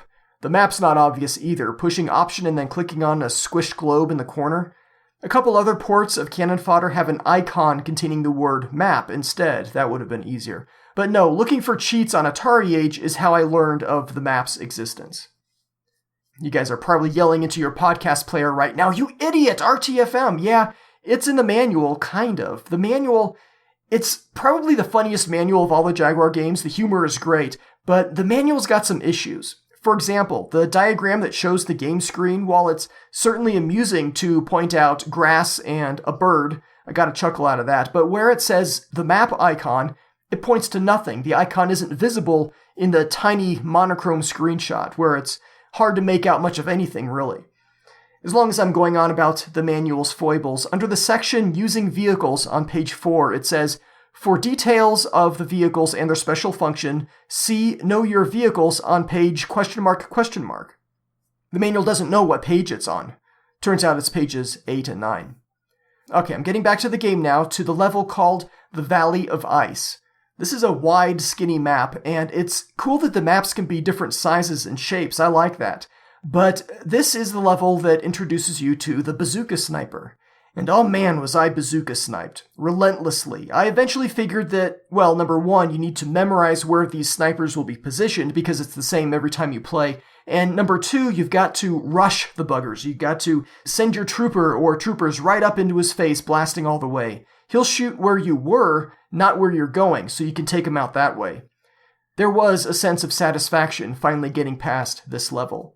The next one, a nice set of bazookas, took much longer. It was here that I learned how to split up troopers and assign ordnance. The manual does a poor job of describing this, especially since it fails to mention that you have to use the C button. This, according to the Jaguar development standards, is supposed to be the tertiary button, what you use when both B and A are otherwise occupied. Makes no sense here, except when you consider the game's lineage. Left-click, move, right-click, fire. In the Jaguar game, C is move and B is fire. So therefore, C is like the left-click and B is like the right-click. You left-click to split and manage troops, ergo C is the button you use to do that. But this level, man, it took me so many attempts to get past it. This was the first time I ran out of recruits and lost the game. Bazooka snipers everywhere, soldiers everywhere, huge map, lots of water. I had to stop playing because, well, I'd gotten to the point where I had to ask myself, do I want to try this again? Or do I want to go out and clean the barn? We have a bunch of ducks, and at that point, scraping soggy poop-filled shavings out of the barn was a more appealing option. But Cannon Fodder stuck in my mind, and before long, I wanted to get back in, new ideas to try, and I was eventually able to get past that level and the next one when I could finally save my progress. Only having the ability to save your game at certain checkpoints between missions, not actual levels, it certainly makes the game more challenging. I guess I got spoiled playing Doom on my PC in the early 90s. F6, quick save. You can hit F6 at any point, save the game, absolutely everything is saved, and you can pick it right back up from there should disaster strike. The next two levels, desert levels, took some effort, but I wasn't anywhere near as frustrated as I got in those Vicious Vikings levels. What comes next? Back to the jungle? The moorlands? Nope, it's another set of ice levels. Greenland Redblood, and the first level there called the Slippery Stairway. Oh man, did I hate that. Even knowing where all the bazooka snipers were and having the gamer's guide cracked open next to me didn't get me past this level before I rage quit. Soldiers which I had killed would somehow still shoot me, and the control scheme, it bit me a few times here, too. I'm trying to charge a sniper, firing my machine gun all the way, but I stop short and need to re-click to keep moving because standing still for even a fraction of a second will get you blown up. So my first instinct is to continue holding B, always firing, and push C to reposition. But no, that lobs grenades or whatever. Here's what I would have done differently. I thought about it, and with my 2020 hindsight, here's how I could have laid out the controls to make better use of the Jaguar controller. Okay. C moves and B fires the machine gun. That stays the same. But A should be secondary fire, lob the grenade or fire the bazooka. It's possible to push both B and C with the same thumb, but it's not reliable, so I tend to flip my right hand over and hit B and C with my index and middle fingers. That's cumbersome. It doesn't make sense. Not when you have a 3-button controller rather than a 2-button mouse. So I would have A be secondary fire. Switching between secondary weapons, I'd move that to the keypad. And I would have the weapon toggle work on either the 4 or 6 buttons. That way, if you use a Pro controller, you can toggle the secondary weapon with the shoulder buttons. I'd move the map button to number 5 on the keypad. Wolfenstein 3D has its map button there, and that's fine. With a repositioned map button, have 0 toggle music and leave star and hash alone. Oh, and I would have these shortcuts work the same when configuring troop options. Select the troop with 1 through 3, toggle grenade assignments with 4, toggle bazookas with 6. I did get past the slippery stairway, but not the one following. I think I'd had enough, but I also think that I'll be coming back to this game before too long. More and more over recent episodes, I've been digging into the ROM dumps of the game, looking for interesting bits of text. In Cannon Fodder on the Jaguar, there's a whole lot of that, so here are some of my findings. You can tell the game was derived from the Amiga because there's a lot of computer references still in there, like disk actions, insert disk, disk error, that sort of thing. But the best part is the text that goes along with formatting a floppy disk. It says, "Welcome to Turbo Format, the fastest format in the future. Only 3 minutes to go. Make a cup of tea, or coffee, or even hot chocolate. Still working. Can I have coffee? 2 sugars, please. Just pour it in my vents. Banana in disk drive error. Hang on. Nearly there. Just one more bit to do. Just another 4 minutes. Nearly there. Just another 5 minutes. Bingo bongo. Media now magnetized." That's great stuff right there. Additional little things I found in the ROM include the text cheat mode active, but don't get your hopes up, I believe that only applies to the Amiga version. On the Amiga, you can enter a file name for your game saves, so if you enter Jules or Jules A, you'll see cheat mode active on the screen and your soldiers' ranks will increase. Maybe more than that, I don't know. You can also find all the mission names and phase names in there, in the ROM, and I thought, why not hack the ROM to make it display whatever I wanted, so I did. I changed Mission 1's name from The Sensible Initiation to say Game by Game Podcasters, and the first 4 soldier names I replaced with Ferg, Phil, Shinto, and Bryce. I can't guarantee which names will appear after that, and I didn't want to replace all 300 some other names, so I just changed the first 4. I loaded this hacked ROM onto my skunk board and took a few screenshots, which I posted to Facebook. The thing about putting yourself and your podcasting friends in Cannon Fodder is it makes the game way more personal, and I had to quit before anything happened to my little podcast people. Okay, I think it's time to break it all down and assign a score. What do I like about Cannon Fodder? I think the level progression is well done. You do learn new things with each level, though for some reason the ice levels tend to kick my butt more than any others. Despite my initial reservations playing the game by moving a pointer around the screen with a D-pad, it isn't actually all that bad. A mouse would have been better, no doubt, but it's totally usable with the Jaguar gamepad. The game has a lot of nice little details, like how some objects, fences, piers, whatever, some of them have multiple levels of destruction. There's attention to detail here, there's no doubt about that, and the core game elements do have a lot of polish. I like that there are 2 save game slots. One of them I use for my perfect game, or at least very low casualties, and the other one I use for whatever it takes sort of progression. I like the humor, the gallows humor, British humor. I think it works well here. And finally, it's fun to play in general. I have frustrations, I have a long list of dislikes coming up, but Cannon Fodder is fun to play. Okay, dislikes. This game should not have a K to A rating on the box. Not sure what happened there, but this is not a K to A game. Not a game for 6-year-olds. While the game does play okay with a joypad, it really is designed around a mouse, and would have been much better with something like that instead. I'm not saying that they should have manufactured a mouse controller and packaged that with the game, but it's clearly a mouse-driven game, for what it's worth. The controls, the buttons are inconsistent, confusing, and make poor use of the Jaguar's controller. You get used to it, largely, but there are still some things like firing the secondary weapon that are cumbersome. Much like War, I suppose, this game can be capricious when it comes to the random elements. I could be spraying bullets from my machine gun, but an enemy soldier in the midst of all that will still get off a lucky shot and kill me. Or a chunk of roof just so happens to kill some or all of my soldiers, stuff like that. There are games that are tough but fair, like Tempest 2000, but Cannon Fodder is tough and unfair. The frustration factor is high. While I haven't encountered any bugs listed in the Jaguar Gamer's Guide, my brand new copy of Cannon Fodder does red screen on boot far more than any other of my Jaguar cards. I'm not sure why that would be. I've also had it freeze up on a soft reboot a couple of times. Just a black screen, and I have to power cycle. Even if there's no quick save feature, I wish there was a quick load. If I lose several of my squads to a level and want to start over, I have to soft reset the Jaguar and load up my saved game, and that takes a long time. I read on a comment about Cannon Fodder on the Lemon Amiga website, if a game annoys you, leave it. You can't play when you want to rip the mouse off its wire. That is very good advice and is especially true for Cannon Fodder. On the No Swear Gamer scale, there are 4 categories. The top 5 games on the Jaguar get a rating of Hall of Fame.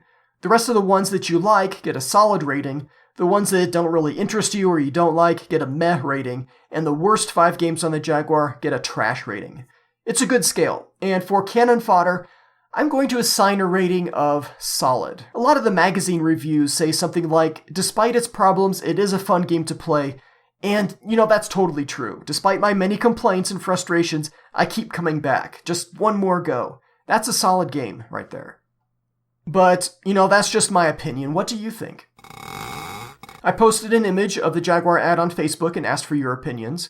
Gerald said, I don't have any feedback for Cannon Fodder, but love your podcast. Keep up the good work. I'll take that. Thank you very much, Gerald. Philip the Whovian says, unfortunately, I have not played Cannon Fodder. Despite it being in a genre that I do not care for especially, it is a game that I would like to try out at some point. My thoughts exactly, Philip. It's not a genre that I particularly care for either, but I certainly enjoyed it more than I thought I would. Derek says, I enjoyed this game back in 1997 when I bought it. Then I reached Mission 10, and that changed everything I thought about this game. In the 20-plus years since, I have not been able to get any farther. Because of the brutal difficulty, I would give it a solid rating. Otherwise, it could have been a Hall of Famer for the Jag. I have heard that about Mission 10. Mission 7, some say, is also pretty rough. It makes me feel a little better about being stuck there. But I'm not looking forward to Mission 10 if and when I get that far. Well, I am and I'm not. I'd like to see what all the fuss is about, but I'm not looking forward to all the new gravestones that'll be added in that level. Oh shoot, that reminds me. Thank you, Derek, for your feedback. Okay, I forgot to mention this earlier. When you save a game and then load it up later, some things are different. The game stores your highest mission level, the overall score, the home and away numbers, your number of remaining troops, and I believe the first few names and the rank of your troopers. It does not store the heroes list, the names and kill counts. It doesn't store that, and it doesn't store the headstone number, type, and position. When you load a saved game, Boot Hill is empty. You'll see Jules, Jops, Stu, and RJ, I believe, reappear in the name list. And at one point, I think I ended up with several Jules and Jops names at once. But I wanted to point out what the game saves and what it doesn't. And yeah, it's the wrong place in my episode outline, but better here in the middle of the feedback section than left out altogether. Back to Facebook, Roberth Anthony Martinez Rivero says, I've finished the game and let me say this. Expletive Mission 24. Seriously, it's brutally hard. Thank you, Roberth. I don't think I'll ever see Mission 24 with my own eyes, but it has 6 phases, does it not? That's a long way to go without saving, and I think Phase 6, you don't have a map, right? And you have like a timer instead? Ugh. RD says, solid, love the intro theme, and this is the best of all game-by-game podcasts. Well, thank you very much. There are a lot of great game-by-game podcasts out there. Check out gamebygamepodcast.com for the list. So that is a huge, huge compliment. Thank you. Bryce, host of the TurboTastic podcast, which you should totally check out if you have any interest at all in the TurboGrafx 16 console. It's a great show, link in the show notes. Bryce says, never played this on the Jag, but loved it on the PC. Thank you, Bryce. I didn't check out the PC version myself, but it is available on GOG.com if you'd like a perfectly legal copy that works on Windows, Mac, and Linux. It's a PC version, and it'll run you $6. You know what you will not find on GOG.com? Legendary Axe. That's a TurboGrafx 16 exclusive, and you can learn all about it in the latest episode of Bryce's TurboTastic podcast. Check it out. Finally, on Facebook, Simon shared his thoughts, saying, it's a cool game, but like many other Jag games, is just a crappy port that should have been so much better, and should have had mouse support. I'm amazed that they kept the music in the game and did not remove it to make it a 1 megabyte game so they could have saved $1 or $2. I don't know if the game would have fit on a 1 megabyte cartridge. The Amiga version came on 3 floppy disks, right? How big are Amiga floppies? Like 800 something kilobytes? So I'm not sure it would have fit. The Amiga does have some things that Jaguar doesn't. It has credits with pictures of the staff. They had a photo shoot and video shoot with the Sensible Software team in like a military dress uniform. The credits in the Amiga version have amusing pictures from this shoot, so you'd save a bit of space if you take that out, and as much as 256K on that theme song, maybe less. And if they had left out the rendered backgrounds between missions, I don't know, it might have been possible to squeeze it down to a single megabyte, but I'm glad they went with 2. The Super Nintendo version supports the mouse. Remember Mario Paint? That came with a mouse, and that is compatible with Cannon Fodder. At least in the PAL version of the game. Okay, thank you, Simon, and that is going to wrap up Facebook, and I'm pretty sure Twitter and the forums as well. So let us call upon Bishop. Do we have any text or audio submissions for Cannon Fodder? We do. 2 text submissions. There is also general feedback. Okay, please send that to my screen. Ready. Okay, here it is. This message is from Arethius. Oh, before I read it, Arethius, in the magazine translations he sent, he included a couple of questions for me to look for specifically, and I just got the answers back a few hours ago, so let me load up those questions first before I get to the feedback.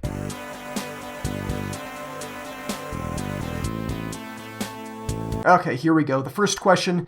I think this game was widely ported. Did the team who worked on the Jaguar port also work on the other ports? If not, who watched over them, since it seems to be one of the few ports on the Jaguar that is not killed on sight by gamers? John Court, co-owner of The Dome and programmer on Cannon Fodder, graciously answered some of my questions about the game, and I forwarded your questions on to him, Arethius, and he responded that no, they didn't work on any other Cannon Fodder ports, and Virgin wasn't all that involved in the effort. Mr. Court says, we were Cannon Fodder fans and had completed the game, so maybe that helped us do a good job. The second question was, the intermission pictures seem to be exclusive to the Jaguar version. Is that true? Who made them? How did the idea come to make them? They were not exclusive to the Jaguar. The 3DO at least has the same ones, and also included them in the mission briefing screens, whereas on the Jaguar it's white text on a black background. I asked Mr. Court about this as well, and he apologized and said that he doesn't remember about the background images. So I'm going to stick with my guess that Arc Developments made them, that they were included because they were also made for the 3DO version, and why not also have them on the Jaguar? That's my guess. Okay, on to Arethius' text submission. He writes, here's my personal review of Cannon Fodder. When I was thinking about this game, I remembered it quite fondly from my teenage years, and I always have good video game memories of those times. But before writing to you, I thought I would play it again. So yesterday when my wife went out, my son was asleep, I plugged in the car to my Jaguar and played the game for 1 hour. I don't know if my tastes in video gaming have evolved with the years, or if listening to your podcast makes me more severe in terms of expectations in the video game, but after a few minutes, I could only find dislikes about Cannon Fodder. I think because of you, I am becoming more critical, and those little downsides that didn't matter or I didn't see do matter now and are visible. Number 1, the lack of an attract mode bothered me. I sometimes just like to see the attract mode while I smoke a cigarette.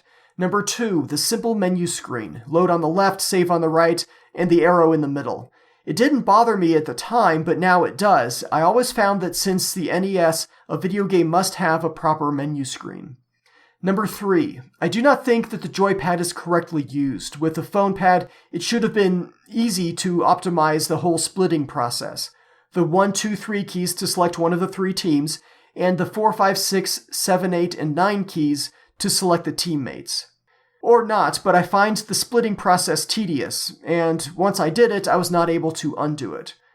But after a few minutes of gameplay, I started to like the game again. Those tiny, cute characters are so adorable that you want to care for them, and when I lost some of them, actually up to Mission 5, almost all of them, I felt bad. I was a bad commander, and I felt responsible for their death.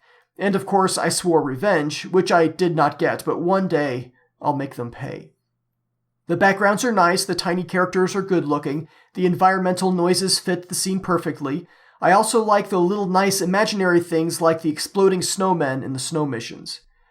The difficulty curse is also great, going from really easy, as if you die it's your own fault, to if you die it's because you were not careful, to I do not know what is at the end of this forest, so I'll send a scout and most probably not return alive, but at least I'll know what awaits me. Overall, Cannon Fodder is a solid game, and I can see why no one I know dislikes the game. Will I play it through? Not yet, that's for sure. I do not like it enough to spend hours on it now. Plus, I have a copy of Flip Out to find and play through before the next episode's submission date. I must go to bed now, keep up the amazing show, and take care. Wow, I am... I'm not sure how to take that part about the podcast making you more critical about Jaguar games. I really tried to cover the game in all angles, pros and cons, all the little details, so if that takes away from your enjoyment of the game, that's really not my intention, but it sounds like you were able to get past that and get back into the game, which is good. You mentioned the lack of an attract mode, yeah, that bothered me too, but I don't think any of the ports of Cannon Fodder had an attract mode. I could be wrong, I didn't really check out most of them. And I agree with your points about splitting the troops. It can be kind of tedious, and there's no way to undo it. You need to go back into the game, move the troops back to rejoin the original, and then hit Option again. What you propose with the keypad doesn't quite fit in with my proposed control scheme, but maybe 7, 8, and 9 could have been shortcuts to the individual soldiers in the troop. Some troops have more than 3, but not many. So maybe 7, 8, 9, *0# for selecting individual soldiers. That would have provided all 6, and then you could split up troops using just the keypad, and that would have made it pretty quick. I agree with what you say about the difficulty progression. Your assessment is right on, in my experience. And I think that's it. So thank you very much for your feedback, Arethius. The other Cannon Fodder specific text submission we received is from The Lost Dragon. This is from like 18 months ago. Wow.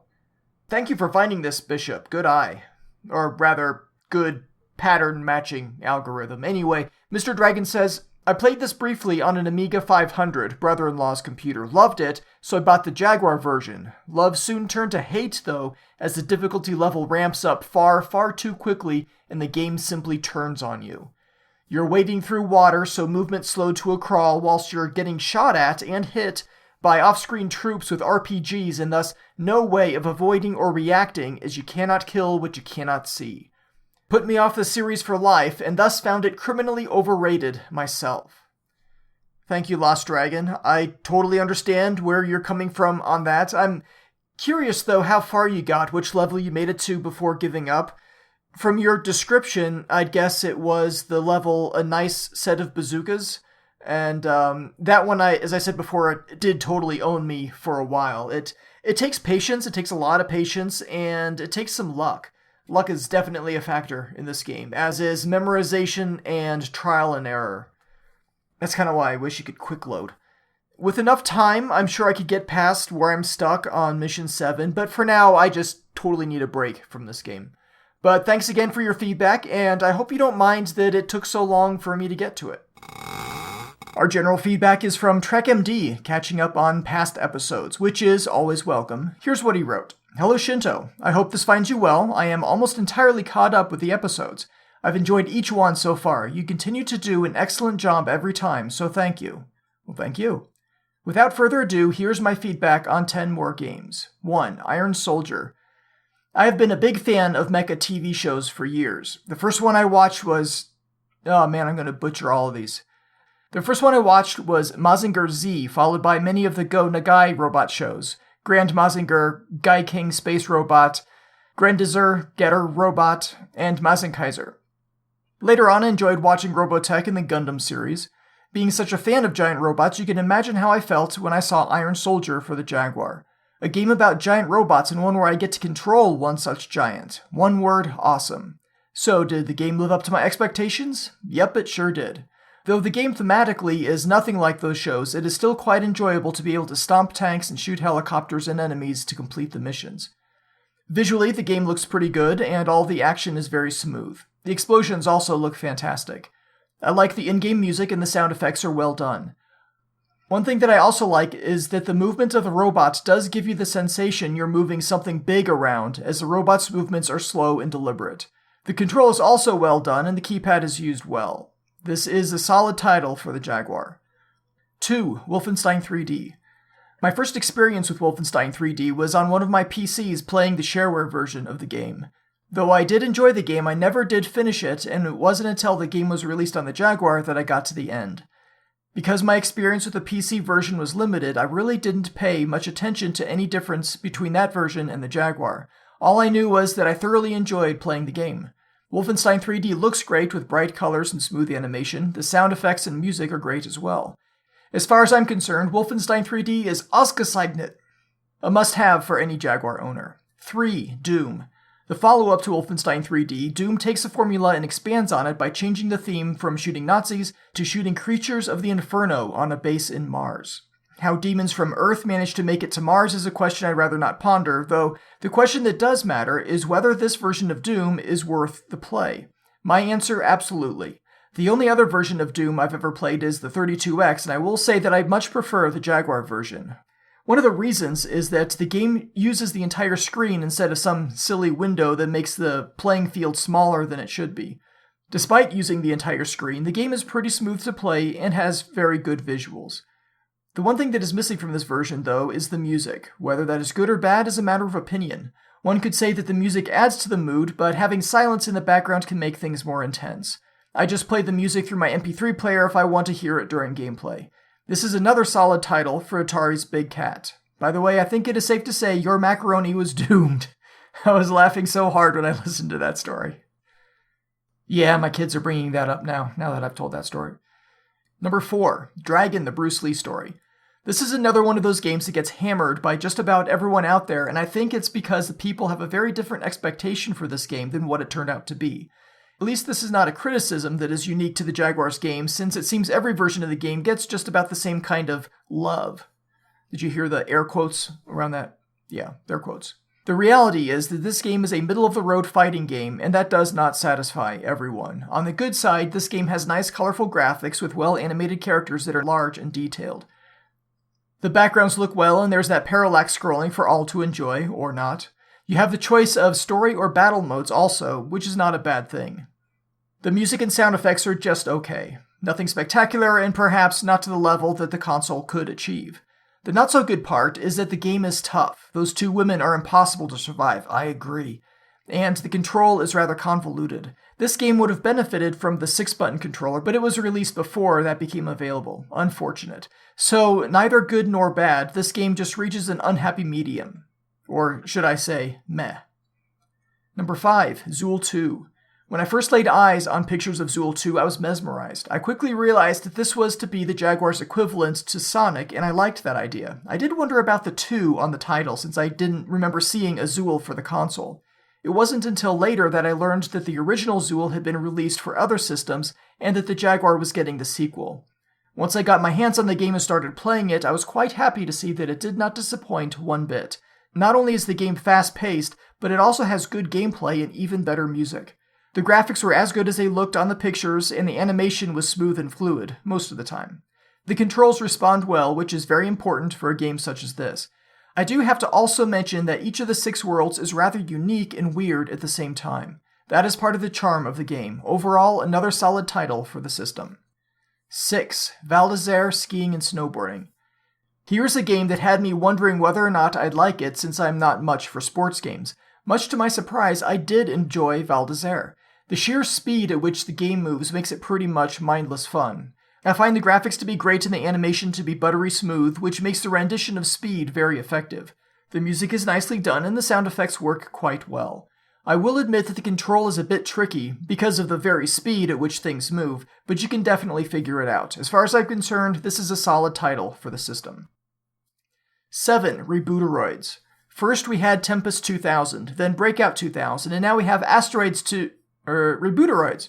Truth be told, if the guys from Reboot had decided to call this game Asteroids 2000, the name would have been a nice fit. Rebooteroids is a very nice update to the original formula from Asteroids that keeps the basic gameplay of the arcade title, but that expands on it as well. You now have power-ups you can pick up to enhance your ship's capabilities, bonus levels, and cool in-game music to listen to. There is even a female voice that tells you to get ready, describes your power-ups, and lets you know that the level has been completed, among others. Another cool aspect is the 5 modes you can choose to play, ranging from arcade to competitive to cooperative modes. I also like that this game can be played with both the standard and rotary controllers. The graphics are attractive with their neon-like appearance and colors. The explosions could have been more dramatic, but they do work. I like the variety in the backgrounds as well. Overall, Rebooteroids is a solid title for the Jaguar and a very nice homebrew release. Player 1 wins. 8. Brutal Sports Football. As I said earlier, I'm not big on sports games, but if there's something that changes the formula from the classic sports game, I'm intrigued. Brutal Sports Football is a title like that because it takes football and turns it upside down by removing all the rules, including the ones that keep the players from killing or beheading each other. This is the reason I like this game. You don't even have to catch the ball to score, you just need an opponent's head. The locker room after each game is a nice way to help your team recover since you can use some of your money to fix the players. The power-ups prove to be useful. The running ball power-up is quite fun too. I like the graphics in this game. The characters are large and pretty well animated, and the football field looks nice. Gotta love the Telegames and Jaguar logos appearing right where the audience is. This one is a solid title for me. 9. Double Dragon 5, The Shadow Falls. When I saw that the Jaguar had a Double Dragon title, I was very excited since I loved the original arcade game. I was expecting this version 5 of the game to be another side-scrolling fighting game, but one that would have been very impressive in the Jaguar's 64-bit glory. Imagine my disappointment when I finally got the game and learned it was a one-on-one fighting game. I didn't know it was based on the cartoon either, but I figured I'd give it a chance. After all, if it had the name Double Dragon and it had some characters I'd heard about, it could still be a fun fighting game, right? Nope, wrong. Not only is the game control lousy, the game overall is just not good. In fact, I can best summarize this as a steaming pile of dung, garbage, trash. The only reason I still have this game is because I want to keep my Jaguar collection complete. Next. And next is 10. Pinball Fantasies. I've always been a fan of pinball games. I can't have a real pinball table at home, so video pinball is the next best thing. I do have video pinball games for every console I own that has these types of titles, and you can imagine how happy I was to see that the Jaguar has not one, but 2 pinball titles. Pinball Fantasies is the first one I played, and I thoroughly enjoyed it. The 4 tables it has, Party Time, Speed Devils, $1 Billion Game Show, and Stones and Bones, offer sufficient variety to keep me entertained for quite a while. I like how the tables smoothly move up and down to follow the ball, and I find the physics in the game are pretty well done. Visually, I think the game tries to look more like the older pinball tables and not the modern, lit-up, colorful stuff that we see today. Game sounds and music do the job, but are not spectacular. I think the Jaguar could have delivered something better, but what we hear may have to do with the type of tables, more traditional, the programmers are trying to emulate. Nevertheless, this is a solid title for me and one I come back to often. And that is it from TrekMD. Thank you so much for sending in your feedback, TrekMD, and it seems your impression of the games is largely the same as mine, especially the part about how you are also severely disappointed that Double Dragon 5 was not another side-scrolling beat-em-up. That is all I have to say about Cannon Fodder on the Atari Jaguar. There are 3 people, though, that I'd like to single out. They'd make my heroes list in the top left corner of the Boot Hill screen, but, while still being alive. And these 3 people are Jonathan Court, Roberth Anthony Martinez Rivero, and Arethius. John I pinged on Facebook. I could find nothing about how the Dome got involved with Cannon Fodder on the Jaguar, and that's a piece of the story that I was dying to know, so I reached out to him, and he graciously agreed to help. This complete stranger, this weird guy from the States, sends over a huge list of questions, and John could have ignored me, he could have blocked me, but instead, he helped fill in the missing pieces I needed to tell the story. He didn't answer all of my questions, still wish there were cheat codes out there for the Jag, but I am very grateful for his willingness to help. Seems like a real stand-up guy. Roberth is an Atari Jaguar superfan, says so in an interview that I'll link in the show notes, and he's also a driving force behind the Jaguar Sector 3 group on Facebook. Were it not for his help, there would be no spoiler alert in this episode, and I'd have no idea how the game ended. And finally, Arethius went above and beyond with all of the translations and scans of game reviews from France and Germany, and he's thankfully keeping the show from being too American-centric. It's all really good stuff, so thank you, Arethius. As for me, well, I'm going to sign off now. If you'll join me in the next episode, we'll be talking about the tile-flipping puzzle game Flip Out, which will be followed by Power Drive Rally for episode 25, then iWar and Flashback. If you have any memories or opinions about these upcoming games, or Cannon Fodder, or anything that I've covered or messed up in prior episodes, please send that in, text or audio submission to the email address jaguar@gamebygamepodcast.com. Show information, all the links and stuff can be found on the web at jaguar.gamebygamepodcast.com.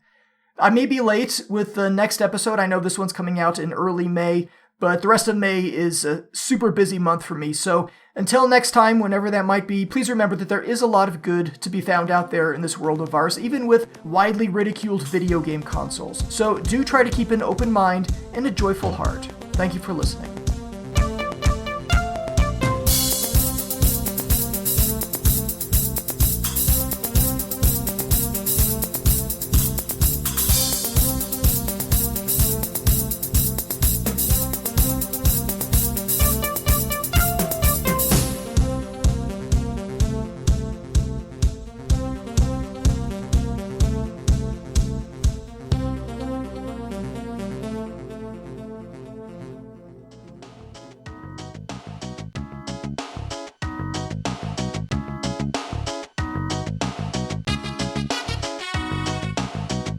Never been so much fun. Never been so much fun. Never been so much fun. Never been so much fun. Go and find your brother. Play a game or two. If you're tired of commercial games, try out some homebrew.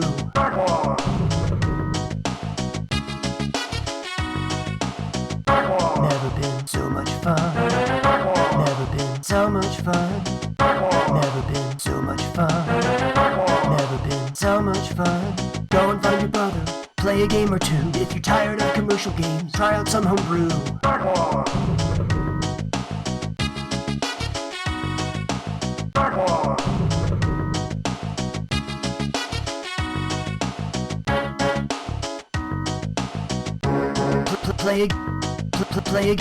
Play a game or two.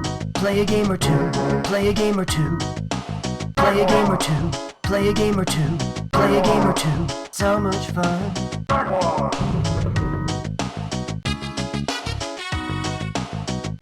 Jaguar. Going. Go and go and go and go and go and find your brother. Go and find your brother. Go and find your brother. Play a game or two. Go and find your brother. Play a game or two. Try out some homebrew. Play a game or two. Try out some homebrew. So much fun.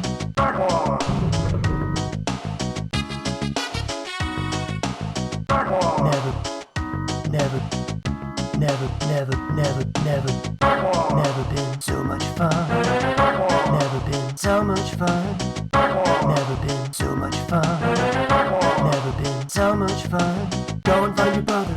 Play a game or two. If you're tired of commercial games, try out some homebrew.